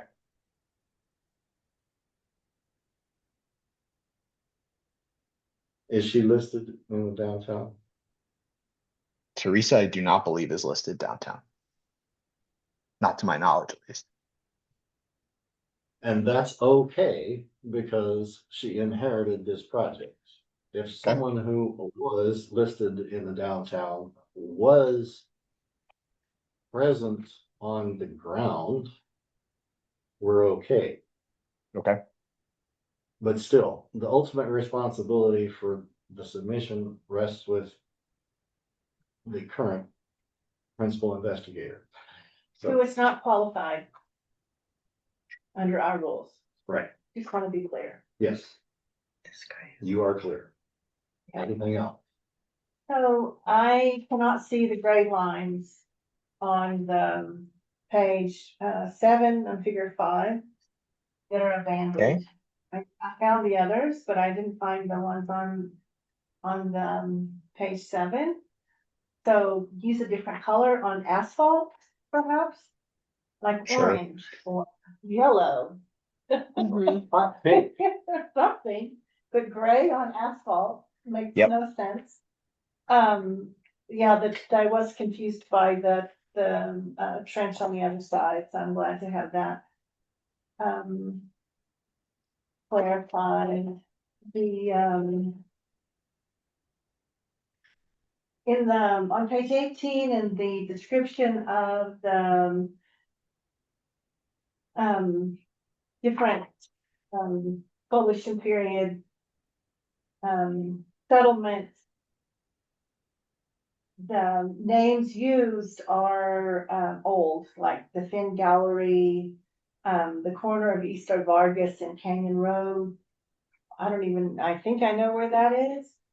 Okay. I'm not sure, I know where Finn Gallery is, but that's at Safety Madre, not at Easter Vargas. So Easter Vargas did extend that far, but it doesn't anymore. The Awakening Gallery, I have never heard of it, so I don't know where that, so anyway, that whole thing, I mean, I know that we're not identifying sites, but it was just, it's archaic, it felt very archaic in terms of how it was described. Instead of addresses, is that what you're thinking? It should have been Or even- addresses instead yeah. of building name. business name. it was odd to have the business names, there. Since they haven't done that for quite some time. And then I tried to, and this, I don't even know if this is the question for, the ethnohistory of El Rito, that's cited under Tessie, Naranjo, under the Rio Grande Foundation for Communities and Cultural Landscapes.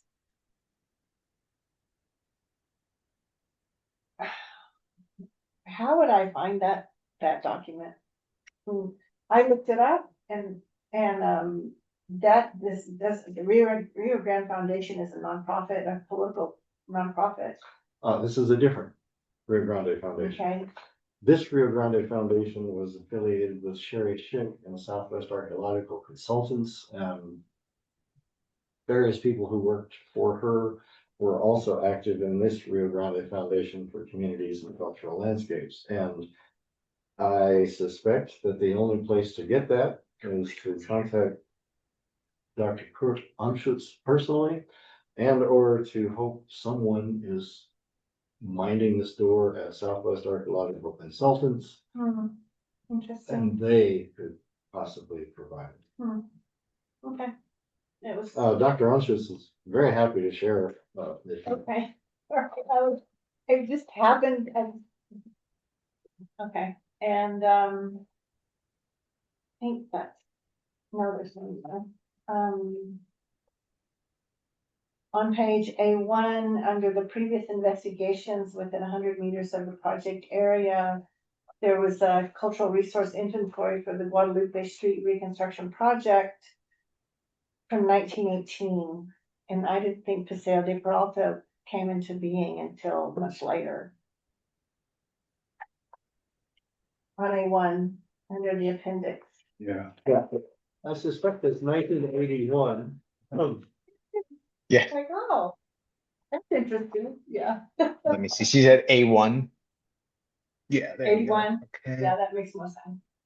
Yep. Thank you, that's all I got. I did want to say, for the gray abandoned lines. I may have made these mess, Oh, which yeah. I understand they are bad, but, this is based. The review software Yeah. that environmental had at PNM, we could not change any of these colors. Got it. Yeah, that makes sense, So, yeah. Joseph, you might not be able to change those gray lines unless Okay. you digitize them on your end and. Did you, Yeah. did you connect the boxes in a right angle on that one, figure No. 5? I figured 5. No, I could change none of this. Okay, One. So- yeah, all right, I mean, not that it's. I mean, to Tom's comment about how is all of this construction fill mixed, I mean, it doesn't even look like construction fill in the trenches. So to say in the summary that it's of one strata is not accurate. Yeah. And so I'd like to have an accurate description of what the soil actually is. Even if I can't see what the gray line means, but. Mhm. Yeah, so that's, I mean, I think that's a fair, I mean, they say very clearly, it said it in the summary, and it said it again in the conclusion, oh, it's all one thing. When it's not. It's not, and even the historical photographs say that it's not, there's ditches that were there. So it needs work.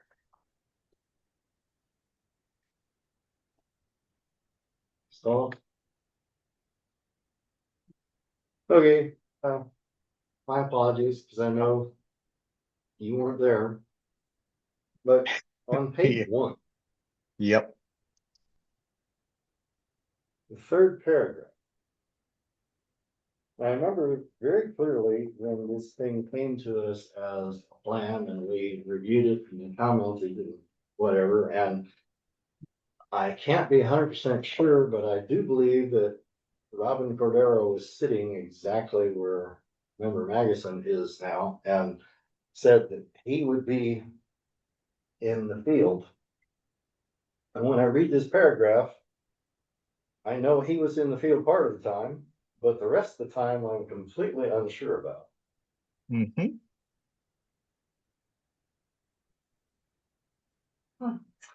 So that second sentence, Right. well, actually, it's the third sentence. I think there's a dropped period right before the word monitoring in the second line. Mhm. Monitoring fieldwork was performed by Ryan Brucker, Gabriela Martinez, and James Gallison in October and November 2024. I know that James Gallison was listed properly, and I believe Ryan was at the time. Then, work by Gabriela Martinez and William Wells in February 2025. Neither of those persons are listed. So that begs the question of who that was listed was actually present, if anyone.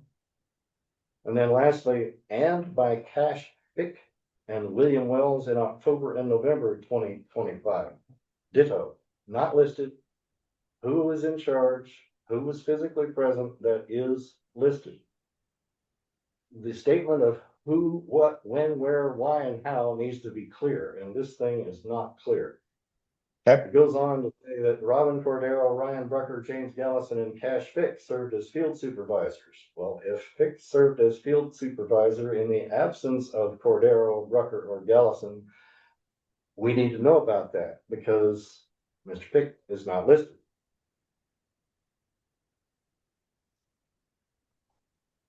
Period.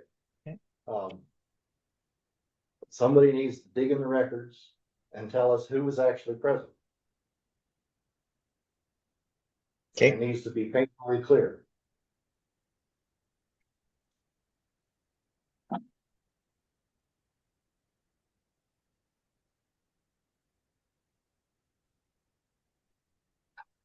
The generalization of construction fill is unfortunate. I suspect that some of the first excavations led to a colored interpretation of this secondary and tertiary and further on down the road excavations. Oh, this is just like that. Well, no, it's not. So, yeah, you don't have a fun assignment here because you need to fix this thing. You need to fix the descriptions of soil. You need to fix the description of who did what, when, under whose approved supervision. And if the answer is there was nobody approved out there supervising, please tell us that in a straightforward way. And we can do whatever it is that we and city staff need to do. But I'm thinking you need to spend time on this. I'm thinking it's not going to be simple, and I'm thinking it's going to take more than a month or two to sort this out. So we can postpone to a date certain, and if you fail to meet that, you need to communicate that to city staff. Or we could entertain a request to withdraw the submission for further consideration at a future date at such time as the deficiencies have been corrected. That is up to you.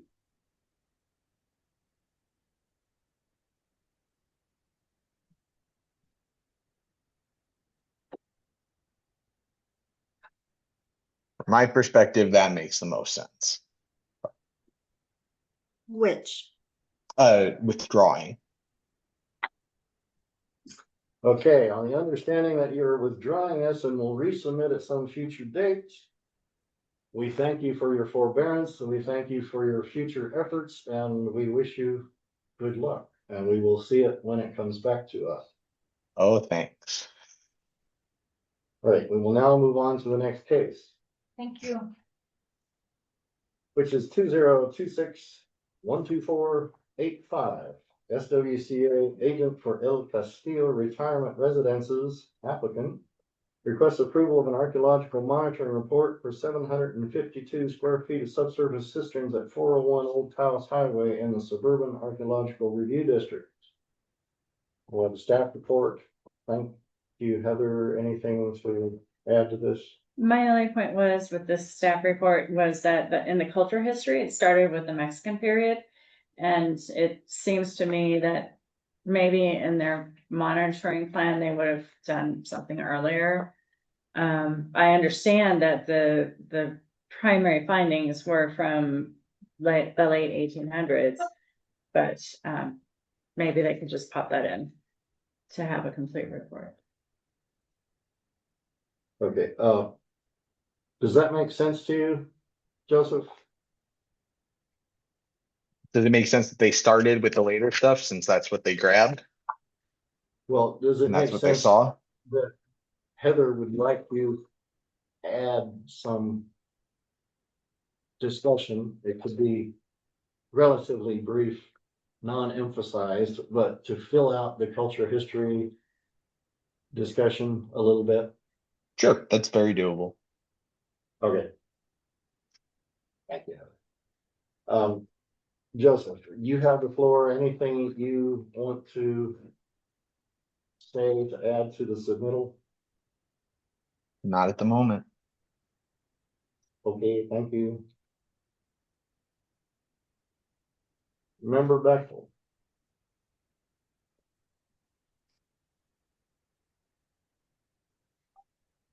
So I guess I have the same question, is who's the archaeological person that's responsible for this report, investigation and report, or I don't know the exact words, but. Like, again, we have Robin Cordero, who no longer works for this company. So who's, I don't understand it. Kayla, if I may, so because Robin Cudero was no longer with them, I did look up Joseph to see that he was approved in those, both the, suburban and river and trails. And so is why I accepted the application with his name on it to submit. I don't see his name. I know he's not on there, but he works for the company, is why I allowed the application to come Oh, in I see, yeah. on, No, that- and have him on behalf of their company, because he was on the approved list. Okay, then a point of clarification. Joseph, are you a principal investigator? Yes, Okay.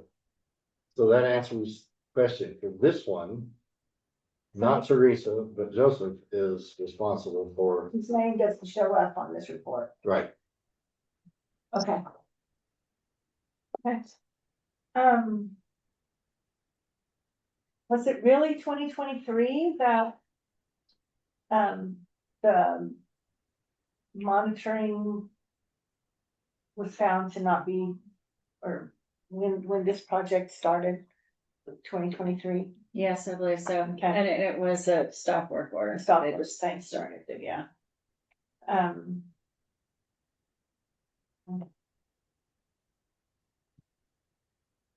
I would have loved to have seen a photograph of the writing slate and pencil that were found. sure.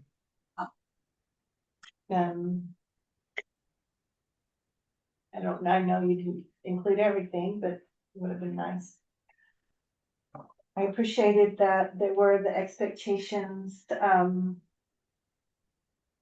listed.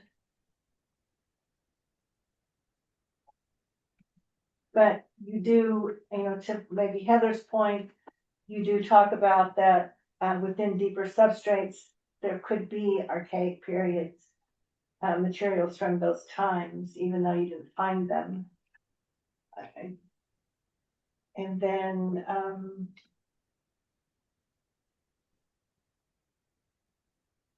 it's not relevant. I think that's all, those are the only kind of things that we got on this one. Yeah. Member Chase? I would, also, agree that with, staff recommendation that, regardless of when the particular, site, report pertains, it should still include all of the previous, cultural history of, the area. That's pretty standard in all the reports we get. There was also another, error reference source not found on chapter 1, introduction, second line, page 10 of the PDF, or page 1 of the report. Oh, I saw that when I looked it over today. Um,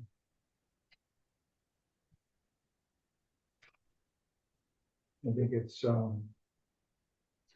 I think it's, going back to the previous report, I think it's good that, the company, supplies all the names of the people who are supposed to be on site and, doing the work.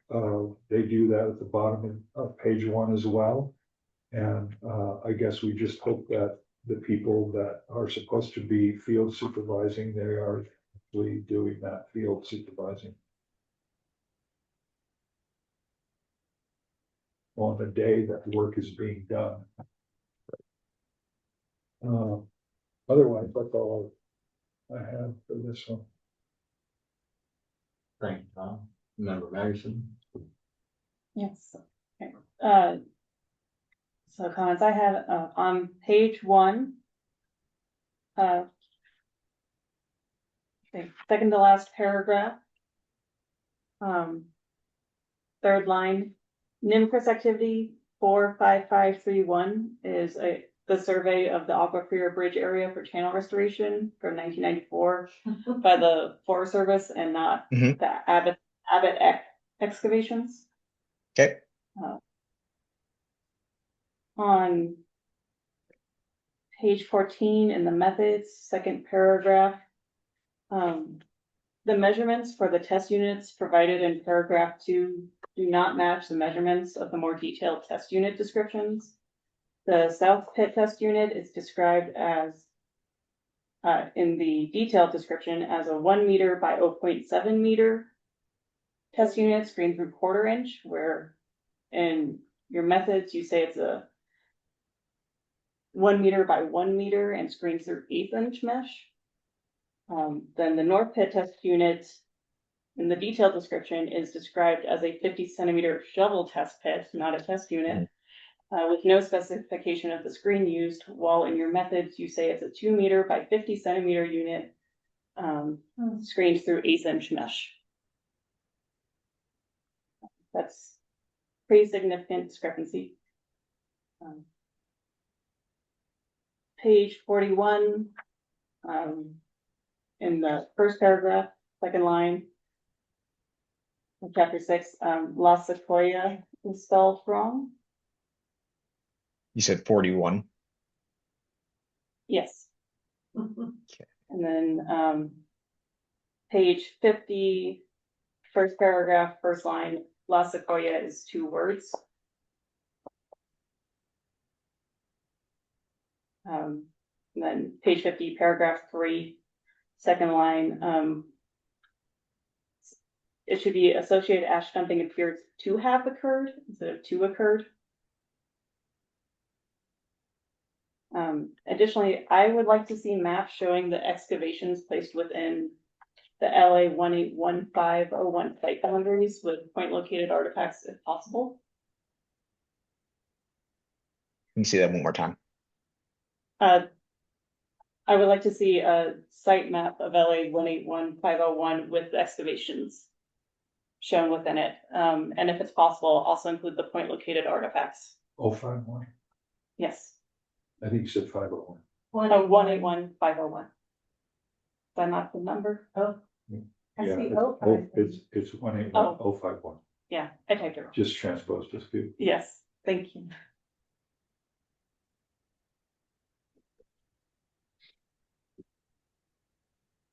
That's all I have. That's all.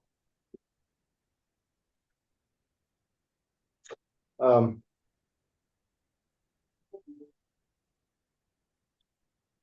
Again, apologies that I don't actually have my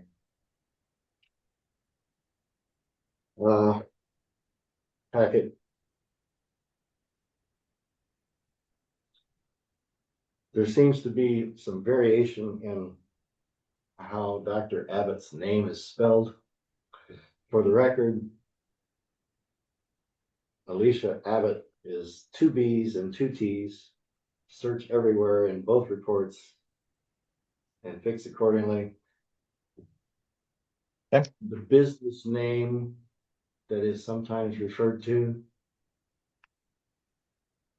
is Abbott, single word, 8 characters, holdover from the ancient days of DOS. 2 B's and 1 T. Sorry about that, but DOS lived and is still used by those who know how to use it.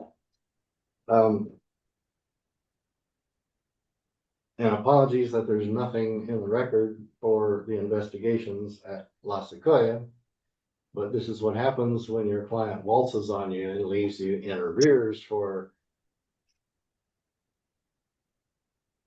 6 figures. Yeah. So I'll get around to finishing the report when I actually have the time, You got it.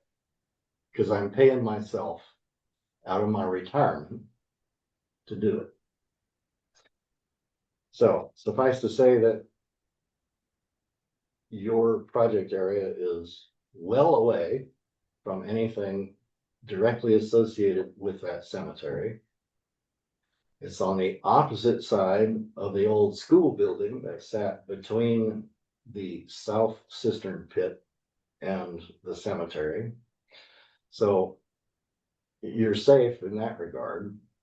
But we did note at considerable depth, and I want to say it was approximately 3.5 meters below the ground surface of that property before demolition happened, that we found late archaic archaeology. Mhm. So the mention of there could be older stuff at greater depth is borne out by really close by observation. And I really think the culture history needs to be embellished a bit, but always feel free to concentrate and put detail into that portion of which is directly relevant to the deposits that you're dealing with. The absolute absence of discussion of earlier culture history is unfortunate. So please fix that. Okay. And I think similar to the other one, I'm getting the sense that committee members would probably like to see it again. If I'm wrong, let's chime in and say so. Hearing no chiming, we'll go on the supposition that we want to see it again. Okay. Same proviso as the last one. It's up to you. I mean, it sounds like in comparison to the other ones, I think I'd rather move towards a date. Okay. Can you make a June 9th deadline for submittal for the next meeting? No. July 7th would be the following deadline For the I think 23rd, right? for the July hearing. that sounds more doable. Okay, then July 23 is the date certain. We can entertain a motion.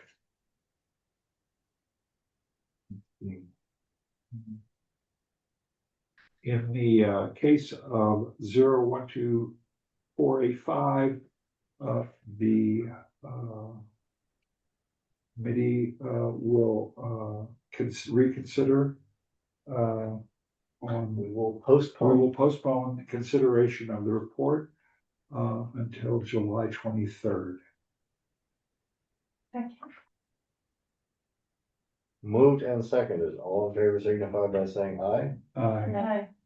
Motion carried. Thank you, sir, and Oh, thank you. we understand you've got a lot to do.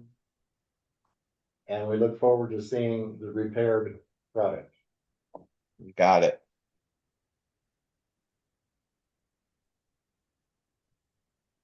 Last case, 2026-012486, WSP USA, Agent for Public Service Company of New Mexico, PNM, applicant requests approval of an archaeological monitoring report for 5,473 feet of 2.5-inch conduit line installation at Entrada de Milagro in the Suburban Archaeological Review District. Thank you for the staff report. Heather, anything to add? No, Chair. Good. We have a presenter. Lincoln with WSP. Can you hear Yes, us? can you guys, I can hear you guys. Can you hear me? Yes, sir. thank you. Excellent. You need to be sworn in, sir. Lincoln, please state your name and address for the record. Lincoln Harslip, 6809 Tamarisk Place, Northwest, Albuquerque, New Mexico, 87120. Do you solemnly declare and affirm that the testimony you have in reference to this item shall be the truth and nothing but the truth, and do this under the penalties of perjury? I do. Thank you, sir. Thank you, Lincoln. You have the floor. Anything you need to say? Yes, right up top, first page of the NIAF, I see that total survey acreage is 0.03. And we did no survey for this project, so it should be 0. I've corrected that already on NIMCRIS. And that should do it for me.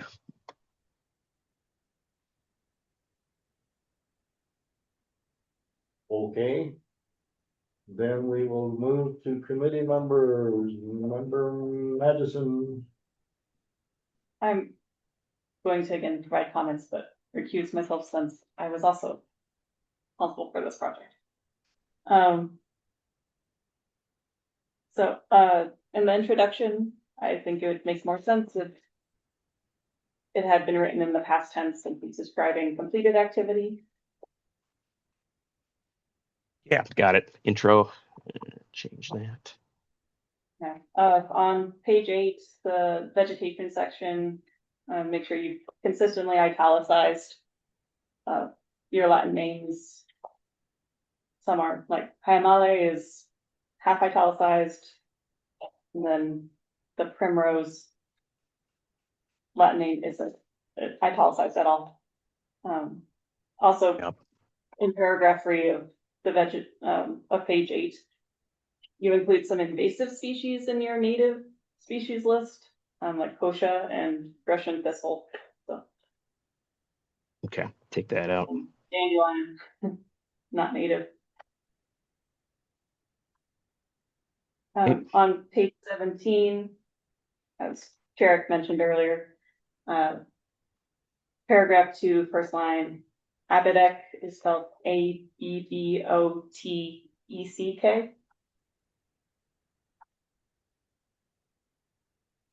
Oh, yep, see it. And then for section 8.1, since the measurements differ in section 6.1, which is because section 6.1 is what was expected and 8.1 is what is observed, but there wasn't a line explaining that. I think that could be helpful. Okay.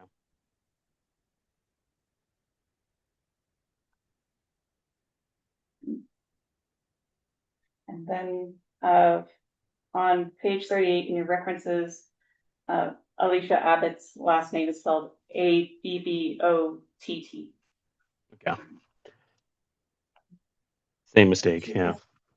Oh, and did I have choices? Oh, yes, and Alicia has two S's. Nope. No. Oh, just Solamente one. uno. Allysia. That's right before, I didn't mark that as the spelling error. Okay, that's all I have. Member Beck. I appreciate the comment about the past tense versus the future tense. It was confusing. I had to go back a couple times. I'm like, wait, is this the plan or the report? So, but that's all I had. Thank you, Gayla. Member Treese. Well.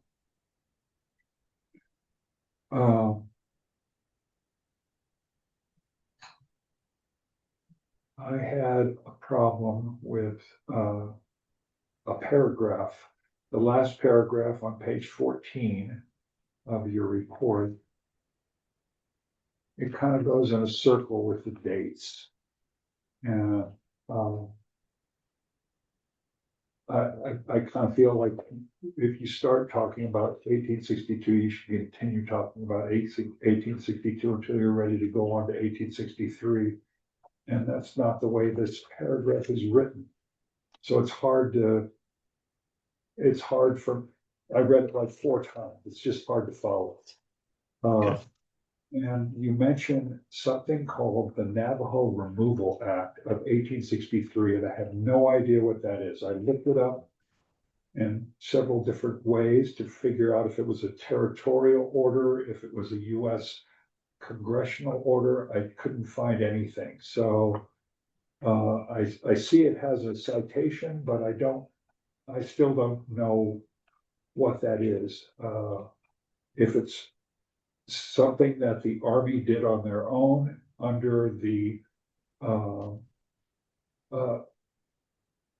Indian Relocation Act of 1830, that's fine. But like I said, I looked for Navajo Removal Act and couldn't find anything. And it's mentioned a couple of times in that paragraph. And the Long Walk, it seems to me, actually took place in 1864, not in 1863. So I just had some issues with that historical. And I understand you're trying to condense something into a paragraph that maybe needs more information, but I just had problems with that. The other thing was overall, you have provided some overhead that shows the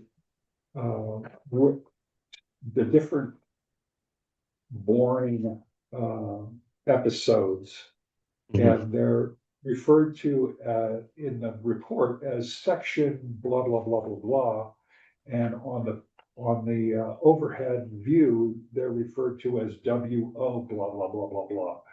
And it would be nice if there was some consistency there between the overhead map and the report references. And just in general, you're putting in a mile of underground cable in various places. I don't see anything about potholes, pole pits. I see no picture. I saw one picture of a soil profile, but there's very little information in this at all about what happened here with a mile of underground cable. We usually get a lot more detail. So that's all I got in this, which maybe not very much, but might be a lot. I don't know. Well, I think that last paragraph of commentary was a lot. All right, doing something to this table, You're playing symbols. not on purpose. Punctuating your points. Yeah. Okay. Have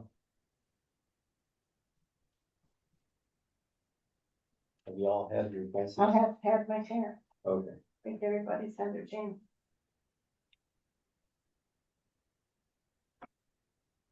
Your report has the sometimes unfortunate characteristic of having two title pages. Not sure why it's the case, but the one that's presented to me, printed on yellow paper, which looks completely different from the one that's printed on white paper, suffers from an unfortunate misspelling of the word archaeological, as in there's no O after the L. So Oh it's not. my goodness. Yeah. Wow. So, Yeah. I want to echo Member Teresa's commentary about the documentation. It is completely fair to have one well illustrated example of a trench or a pothole or something with photographs and explication of what we're seeing, with a line drawing perhaps showing the stratigraphy, if any. And then you could build a table that specified all the other holes. And if it is the case that all of them expose the exact same sediments, you would be safe with just one illustration. But I Mhm. share his, that it's a lot less information than we usually get. At face value, it seems like we went, we saw, and we came home. Tell us more. Give us details. Surely there are daily logs of what happened, where and when, by whom, and which holes showed some promise of stratigraphy or not. Tell us about it, please. And then lastly, were you responsible for the pre-field research for this thing? Yes, I was. Did you obtain the site form for LA 145583? Yeah, and that was, I think we determined the reason we didn't do an update because part of that line does go into that site boundary.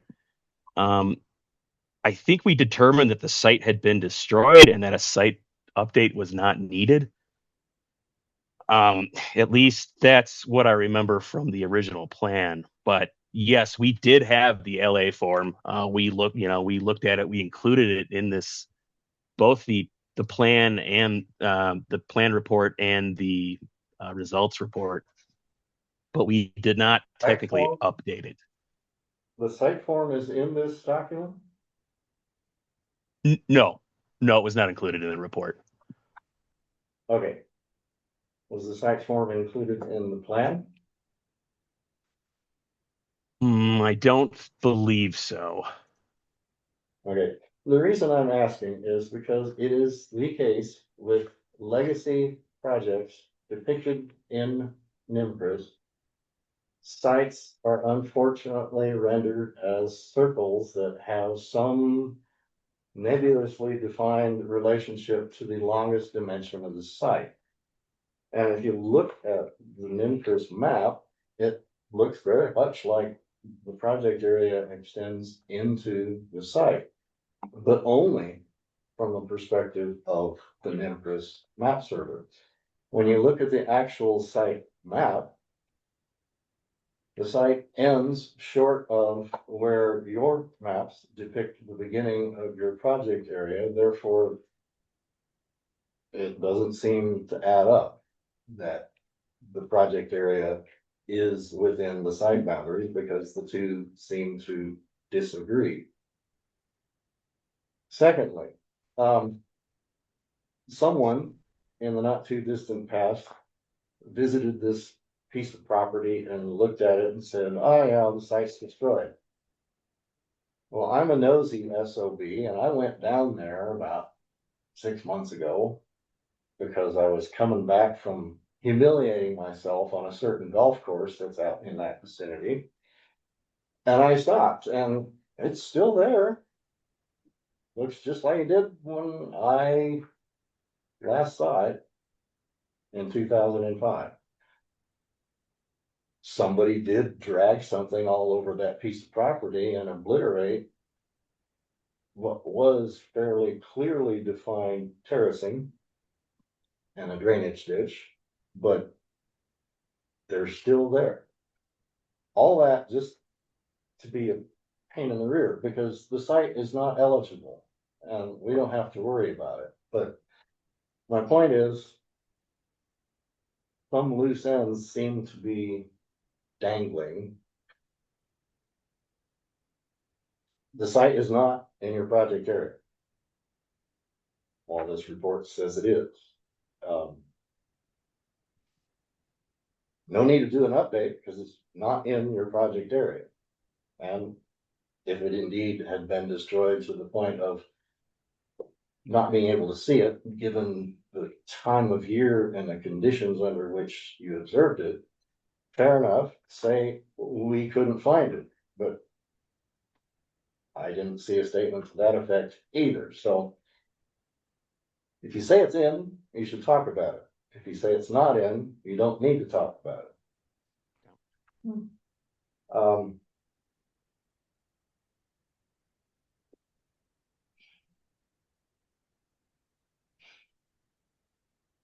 So I think we need to see more documentation of your observations. And how you go about that is variable. I would suggest to make it easy on yourself, illustrate a good example or examples of the one or two stratigraphic situations that you saw. And you can refer to in a table for every other location that is on the map at which you made those observations. If not all of your observations are on the map, you have them on the map. Okay. But somewhere it needs to all add up so that X number of places were monitored and we saw this. Just Okay, presented. understood. Okay, yeah, that all makes sense to me. And I think I at least need to see it again. So here's the debate. Do you want a date certain? Yes. Or not? June 9th deadline would be great. June 9th. Okay, then motion needs to include the date certain of June 25th? June 25th. Yeah, we say postpone. Postpone. Okay. In the case of 012-486, we will postpone decision until the June 25th meeting of the Archeological Review Committee. Second. Moved and seconded. All in favor signify by saying aye. Aye. Motion carries. Thank you. All right, thanks. We are now ready for administrative matters and communications. Now, I have one item and I believe Heather, thank you, has an item as well. Yeah. Correct. So I just wanted to let you know on the June 25th hearing that we will have Matt Goebel of Goebel Partners to speak with you in regards to the Land Development Code Phase 2 process. And this is in response to your concern about not being asked the question about what do you want? And so we scheduled this with the consultant so that we could have sort of like Visioning session maybe is not the right term, but you know, goal setting, I suppose, session. So, And that will be in the administrative matters and communications segment. Yes, and I do believe it's possible I may move that portion up to the beginning of the hearing. yeah, I think so. It'll still be administrative matters, but I'll move it higher up on the agenda before the cases. If other administrative matters come up in the interim, in the interest of not having our presenters waiting, is it possible to split the administrative matters into two places? Yes, sir.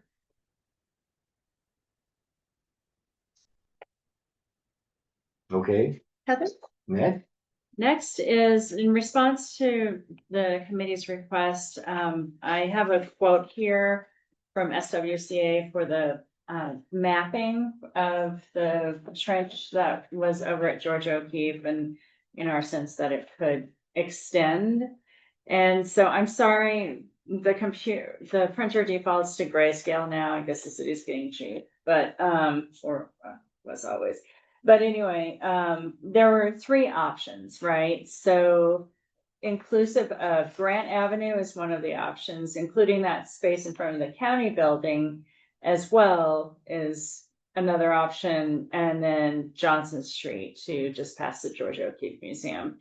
Third option, it's been outlined here, including full scope, but then there's separate options only. So, this is the quote, thank goodness for procurement modernization. And that's what the bill was actually called with the city. All I have to do is get a quote from them and we can proceed. Otherwise I was gonna have to get quotes from several different providers. So based on how you act tonight and what you want, I will proceed with the contract. SWCA. The personnel are different. Yeah, Jenny Sturm will still be involved. It really is sort of it's not a formal report, but Yeah. testing or mapping. Okay. But I can follow up with Jenny to see if there's any. Does that, how does this work with, historic downtown? Does she have to be listed for that? Do any of these personnel have to be listed for work? Since they're not exactly digging anything, they're just kind of. Or we can ask They Dr. Gallison to join in or something like that. He's listed. Yes.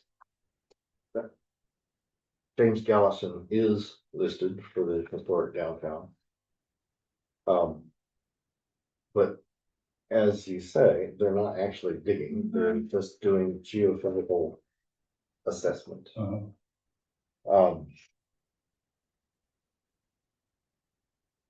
It would be nice to have him involved, Okay, I can ask.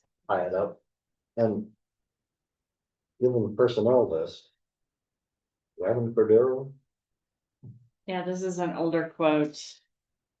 He left after the quote from February 9th. I reached out to Jenny to make sure everything was the same. And I forgot to ask about the Robin situation. And so, but the numbers are the same. I guess that's what I was. I guess the other thing occurs to me is that, when we get a report, even though they're not digging, does the report need to be analyzed by someone who has worked in the downtown or is qualified for the downtown? Is that, see, this is all new. I don't understand this ground pen. I mean, I do sort of, but I don't know how. and it's a gray area. Yeah, it's all gray. Right. Shades of gray, as it were. It would be nice if it were a report of a principal investigator who is listed in the downtown. Okay, That would just. I'll make sure that nicer. happens. Procedural question. I thought that we couldn't vote on things that aren't action items. Well, this is administrative direction, is it not? We're, Because it's for expenditures from the archaeological Yeah, fund. that's- I'm sorry, I was just under the impression that we could not recommend expenditures of funds if it were not an action item. If I'm wrong, okay.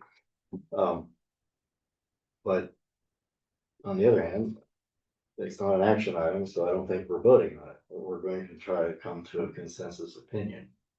Right. Um, Now, the report would be an action item. indeed.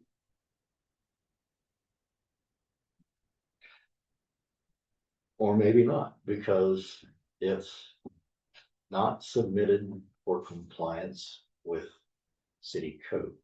It's being done because, hey, we're interested, and it's being submitted because, hey, it's our money, and we all care about whether or not this proves to be interesting, whether it proves anything, or the jury's still out. Um, So So we're just, hoping to add to the underlying knowledge of Santa Fe. that's exactly right. That's the justification one. for using this money, and you may not know about this fund. Every applicant Yeah. that has to come before this committee, part of their fees paid to the city goes to something called, for lack of a better word, the archaeology fund. And it's used on occasion to supplement research on individual projects that exceed the limitations under city code. A person is not required to pay jillions of dollars by with city code. There's a limit. So we can cover extras. We also support projects that will have a citywide importance. We have funded, for instance, part of the city's effort to get a GIS layer together that shows properties and whether they've been covered by archaeological surveys and whether anything was found and that sort of thing. Because it affects everything in the city. So, hey, we contributed money to that. And as of right now, fund is pretty darn healthy. And so this $35,000 in round figures is a significant but not huge portion of that fund. That's really, Yeah, approximately, the fund has approximately 350,000. So it has grown significantly over the last 10 years, because I think the last time we dipped into it, it was only 100 and some thousand, so. Huh. We try not to make it too painfully obvious that there's this money floating around out there, because in times past, certain people around this entity were looking to grab money that hadn't been nailed down, so. You have to skim this really fast to know what we're trying to do here too. Because you weren't part of the committee when we made this decision. I did give me a rundown of it during my, Okay. orientation, so. And I know some of the background. Did you see any photos of this fortification ditch? No. Really It's cool. pretty impressive. The darn thing is about as wide as this table, and the portion that we've got is about, 25, 30 meters long. It was truncated by something and disappears into a morass of swamp deposits out here under the Georgia Keefe project. The other end, there's a sidewalk, and Stops at the excavation for. it's going out, at least under the sidewalk, presumably under the street. And does it go across the street? Who knows? That's where the Johnson Street angle might be informative. If it has a simple 90-degree turn into the north-south street, they won't see anything in Johnson, it will only be on the north-south street.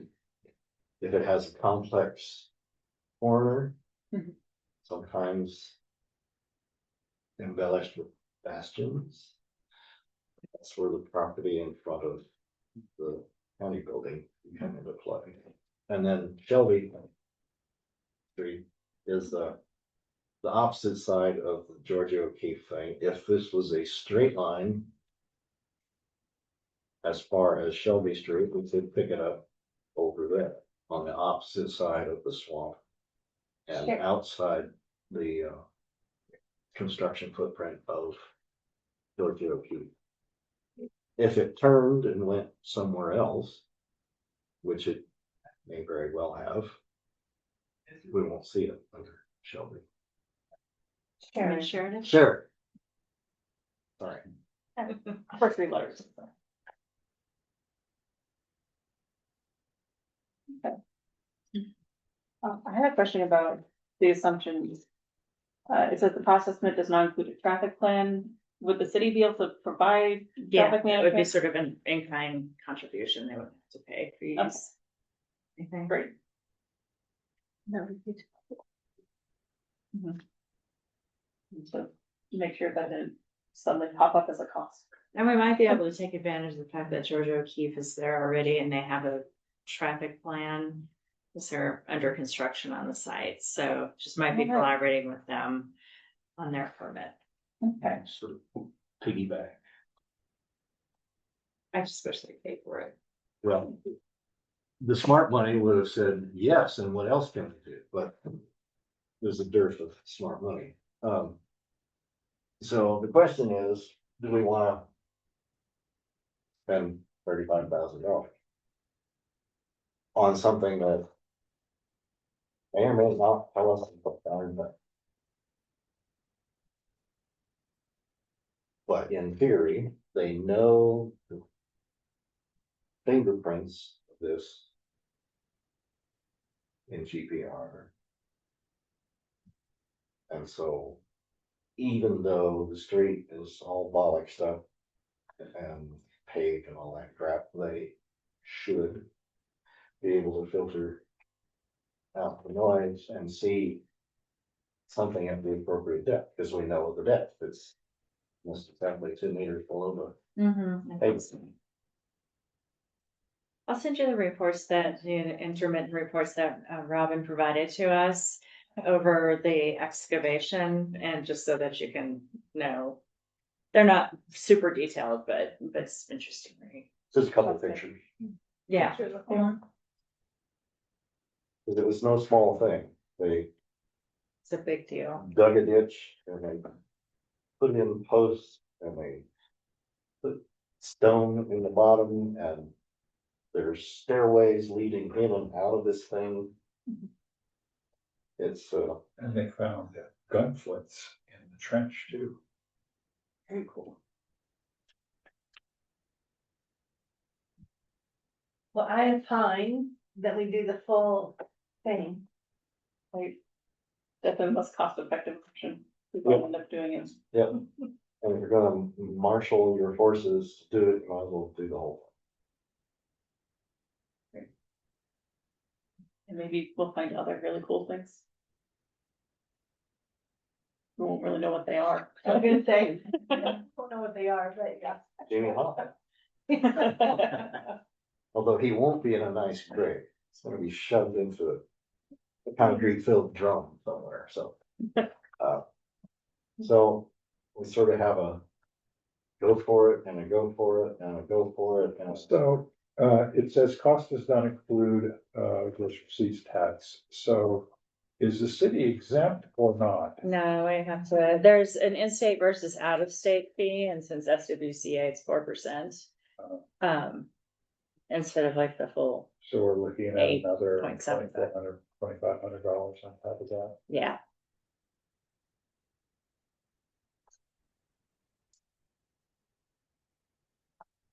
I'm for it. I was for it when we were walking around over there. Yeah. Mhm.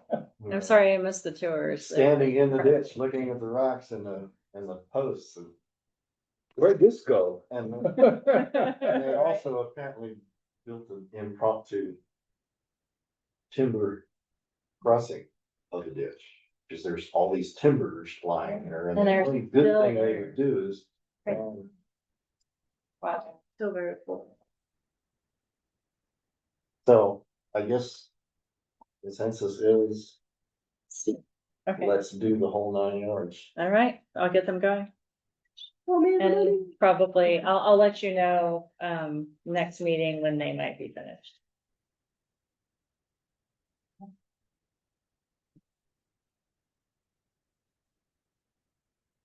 Will you let us know when they're gonna start?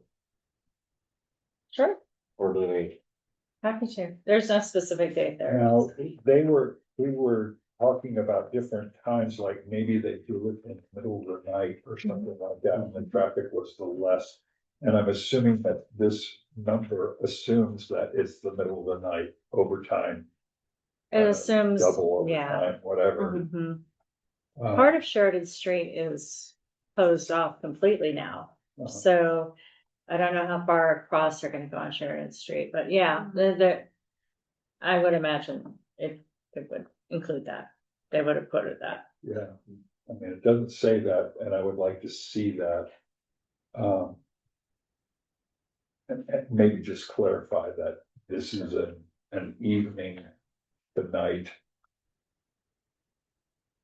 Well, Midnight owl, was an assumption on our part. yeah, But I will, It's gonna be done under whatever street closure plan the city can conjure up. And that will dictate when it's most feasible to do it.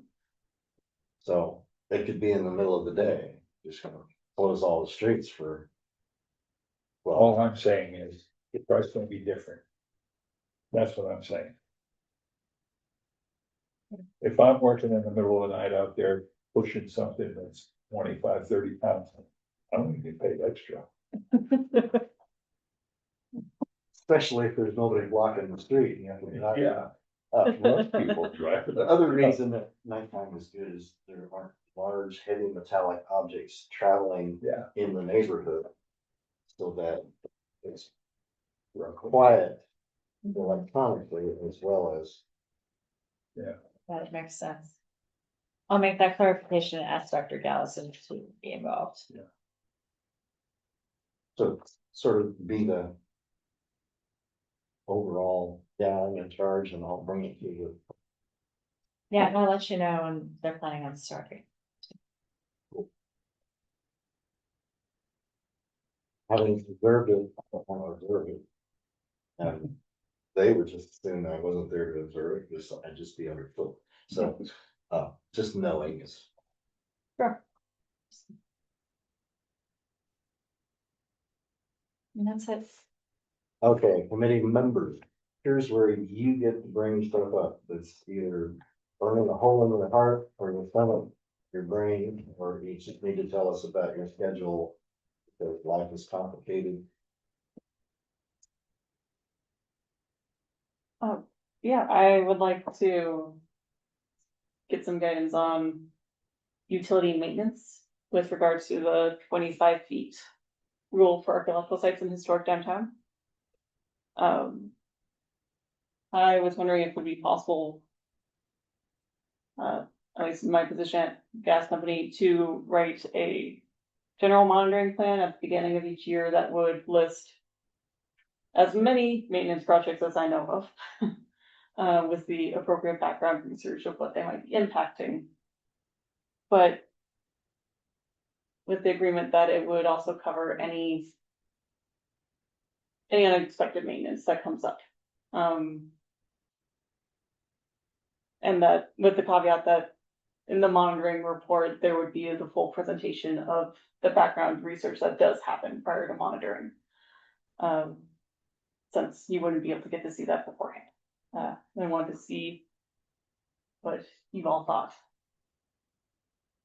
Well, part of what you said is echoing in my brain because I think for 6 or 7 years, one or more members of the committee have been saying, it'd be nice if we had a monitoring plan that people could just say, I will follow X and make life simple. So personally, I think it's a damn good idea.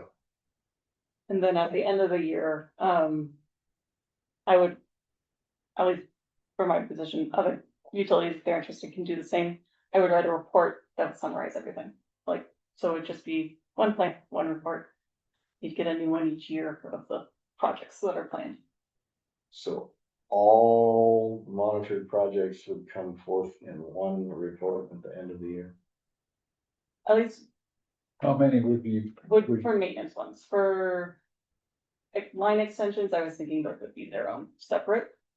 Unless I knew them It's way ahead of time. the new frontier kind of thing, as opposed to, yeah, we're digging a hole in the same. Yeah, the New Frontier stuff, I was thinking, those deserve their own monitoring plan for, we are working in previously disturbed areas, doing maintenance on our lines, maybe that can be covered by a one plan. The gas company presumably has detailed knowledge of where all the existing gas lines are. Does the city have that same information? I don't know, it would depend on if the city had signed a data sharing agreement with gas company, which is possible, like, we do that with other agencies. So if that's something that City of Santa Fe is interested in, I can talk with my GIS team and see what the process is for that.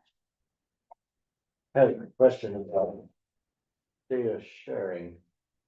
Does the city know where utilities are located? Gas, for instance? Yeah, we should have them mapped. I know for sure, I don't know how accurate they are, but we do have like water, wastewater. Those city utilities are much more specific, but Yeah. I don't know about. So I just asked about gas, and so concept of data sharing came up. Happy to data share. Maybe there's a way for the city to know in a GIS layer where the gas lines are to assist in what land use does. I can. I don't know what would be involved in this. Not trying to make more work for you, but there's a chance of getting information that might be useful to you. Yeah, oh, we could talk, we could do that. We data share with the county all the time on stuff too. Yeah. Yeah. Yeah, I know that it. what, has a lot of other agencies. what kind of bulk are we talking about? Like, does it make more sense to do it quarterly rather than one big report at the end of the year or something? I mean, I don't Yeah. know how much information you're talking about. Sure, so.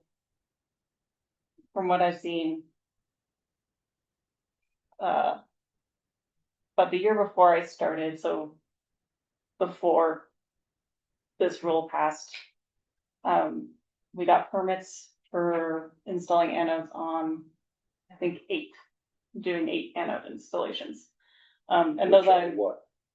it's where like a 6x6 hole is dug over an existing line, and they it's very complicated with cathodes and everything. But what it does is it installs these protection devices that create an electrical charge on the line and prevents the metal gas lines from rusting as fast. Yeah. Not entirely sure how it works. Yeah. But it. So there were 6 or 8 of those, and those, From last year. and those things are how big? Your pits or whatever? About 6 feet by 6 feet. It's the preferred size because that's easier for the crews to get into. Yeah. But they make them smaller based off of And they're how deep? locations. They go down to the line, which is often about 4 feet. Rarely very much deeper. Yeah. Yeah. And Cause these are the big main lines you're talking about too. Yes. And it slows the rusting on the Uh-huh. line, so it keeps service going faster. PNM also has to do similar work because a lot of their older lines, especially in the city, are metal. So yeah, there are about 8 that happen that are within historic downtown, near or within archaeological sites. I This would year, think one I'm looking report out for for. the year would be all right, as long as there are no incidental occurrences, in which Mhm. case that should be a report by itself. Okay, Does that make sense? yes. And how does that, how would that affect permitting? And does that affect permitting? If they were to do that plan? So I was thinking it would be like, I would present a monitoring plan that has as many of the maintenance projects as I know of in it, or ARC permitting. But then if other things came up within the year, it would also be covered under that plan. With the caveat that the report, which would be submitted at the end of the year, would have all the background information that was done on the projects that came up.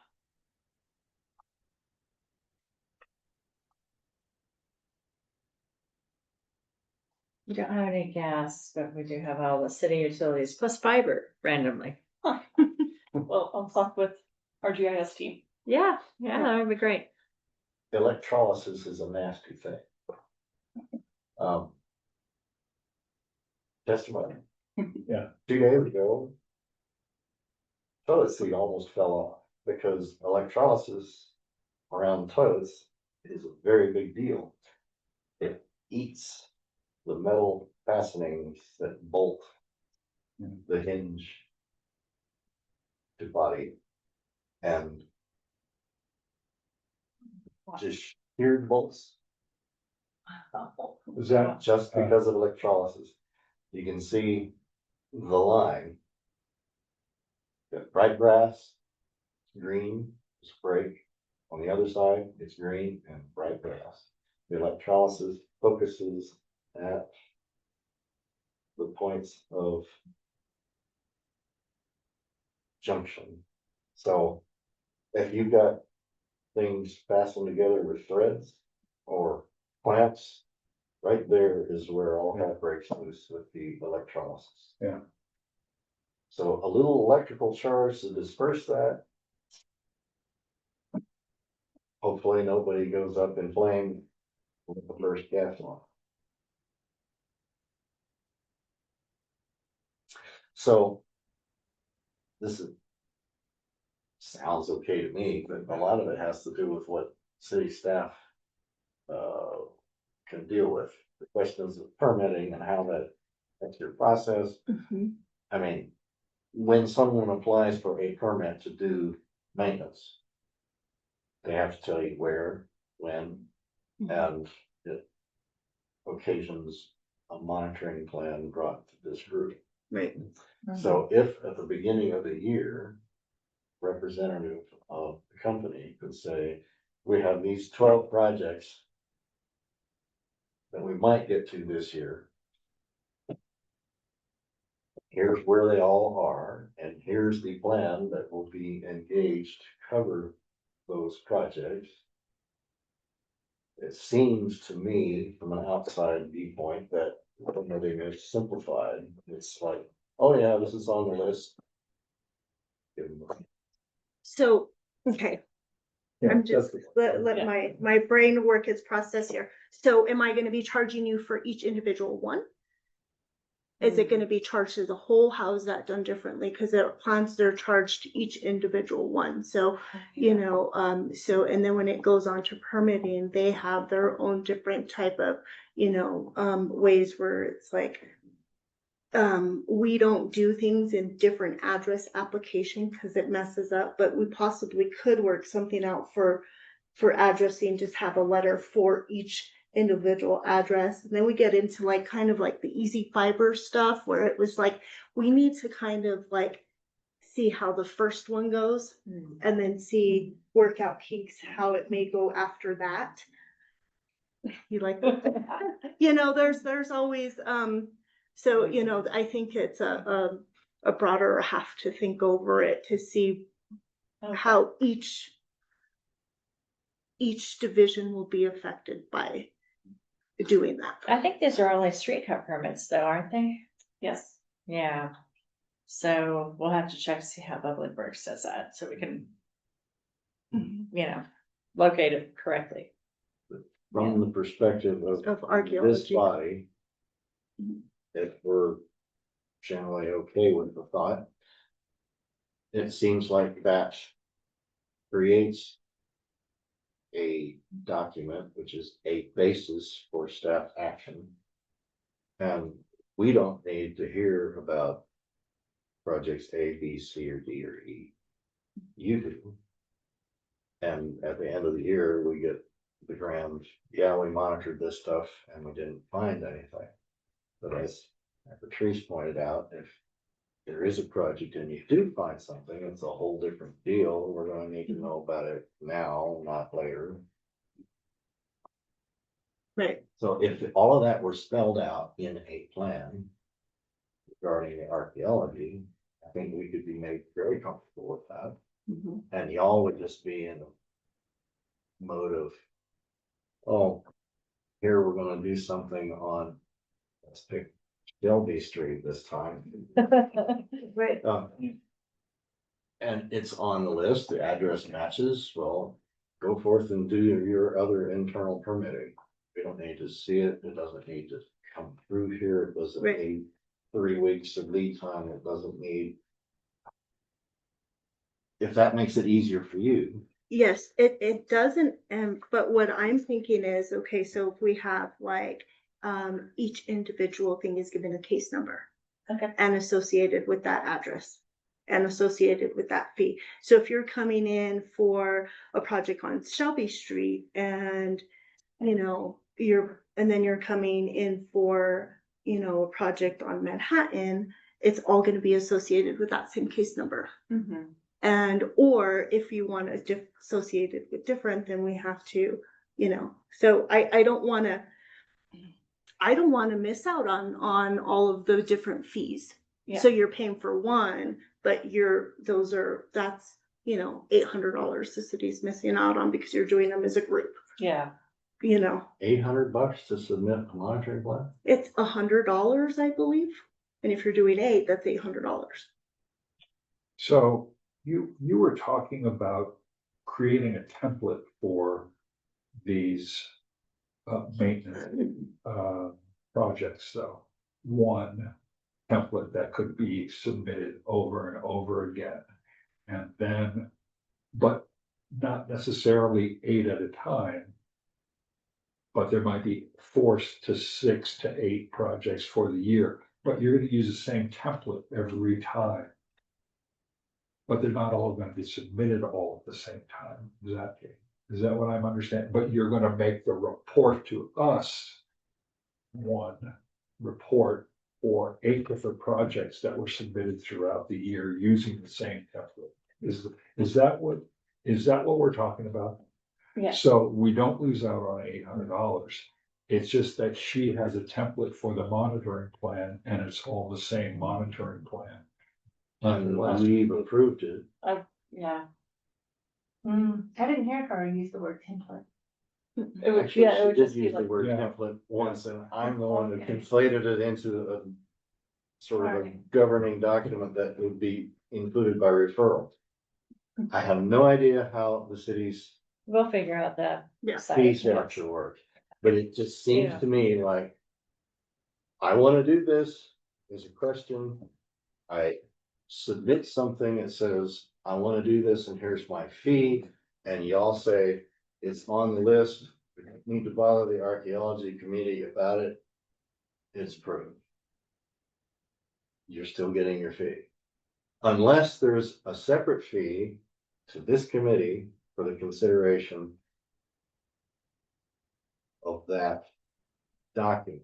I think the issue is that it would normally like. So like from my side, I'm thinking of it as like, oh, well, it's all anode placements, it's all one project. But from your side, you're like, well, these are different addresses, this is how, and you have your permits set by the addresses. So each anode would normally be its own monitoring plan because they're not spatially related. So then each one would be the $100 fee for submittal. All right. Yeah. Yeah. So Yeah, maybe which we can makes just, sense, you yeah. know, set some time aside to maybe work out some stuff and then we can bring a plan to the committee. Okay. Yeah, that sounds Yeah, great. and then when it comes to the report, I was, going back to that, is that if during the excavation there is an incidental occurrence, then we want that Yes. report right away. We don't want to wait till the end of the year or whatever. Yes, it would be, it's like, for those anodes I mentioned last year where all the street cut burners were changed before the rule passed, but all the work had happened after the 25-foot rule passed, so I went and monitored them all anyways. Like, I did find things on Kearney Road, so I'm working on that report currently that you're going to getting right away, but the other ones didn't have significant things, so that's going to be done at a later date. It's not as high on my priority list, but Right. soon. But there is only one of you. Yeah. The burial one is higher priority. Yes. Yeah, let's definitely talk about it. So just a heads up, you guys will be getting about 4 monitoring plans soon, each for an anode, because they need to be done within a year. And that's talking it over might take a while. Thank you. Yeah, thank you. Anything regarding scheduling that affects your availability? To be available for the June meeting. Okay.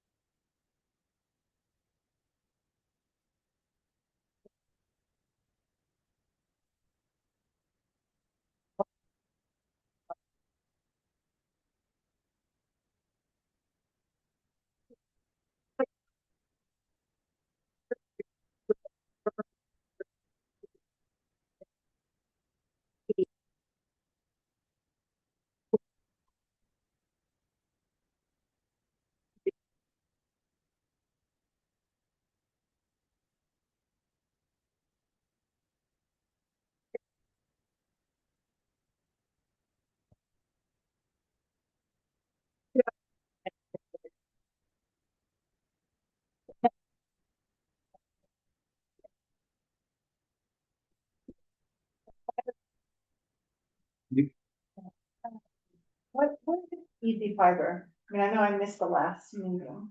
We haven't heard anything. You haven't from heard them. anything back? Oh, interesting. So they were like, Scott plans, they did make a complaint about having to do it, Okay. and I just blew them off. having So to do the Michael Garcia plan? does. Yeah, having to comply with the archaeological district ordinance. So are they actually Are they not? gonna picking be fiber digging? in the ground down there? No, not to my knowledge, but I can Well, keep gee, eyes on the street if you want me if to. they're not doing anything, I don't care. Yeah, right. But, okay. Interesting. I think, to my understanding, is before, when I was still, pretty involved at the Home Builders Association, uh, when they were doing, when, a contractor was putting in multiple units in a development, they were contacted by Easy Fiber to ask if they could use the trenches that were existing, laying in their fiber. You know, this was new developments, and so apparently they have done some in coordination with other contractors in other developments. Well, that's smart, yeah. Well, it makes sense. I certainly agree, but Raises the immediate question for me, how does that track the city fees?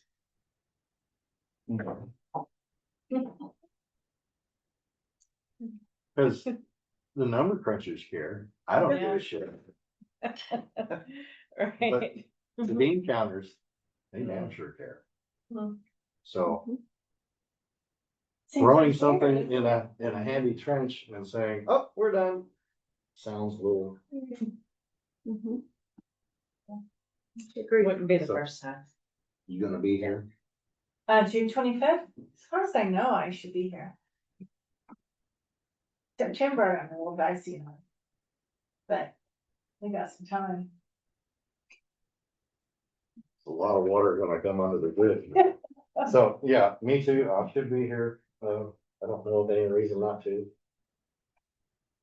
As the saying goes, good Lord willing, the creeks don't rise. Well, maybe. do you live on an arroyo? No, I actually need to get a couple more stock tanks and rig up an overflow system because I'm catching More than you can. rain runoff. And a 1/4 inch rain fills up my capacity to store, so I need, So fast. I need a Yeah. couple more so I can deal with it. More than a 1/4 inch rain, Mm-hmm. because that water lasts me 2 months.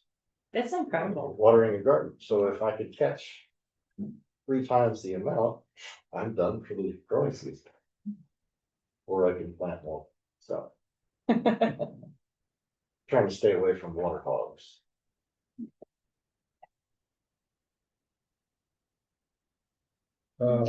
So I guess we will see everybody next time. Leaving us with one item on the agenda. I know. That we adjourn. Until June All in 25th. favor, signify by saying aye. Motion carried. We're adjourned. Thank you, thank you, thank you. I think tonight was the first, was opening night for Fuego. It is. Oh, for what? They got rained on.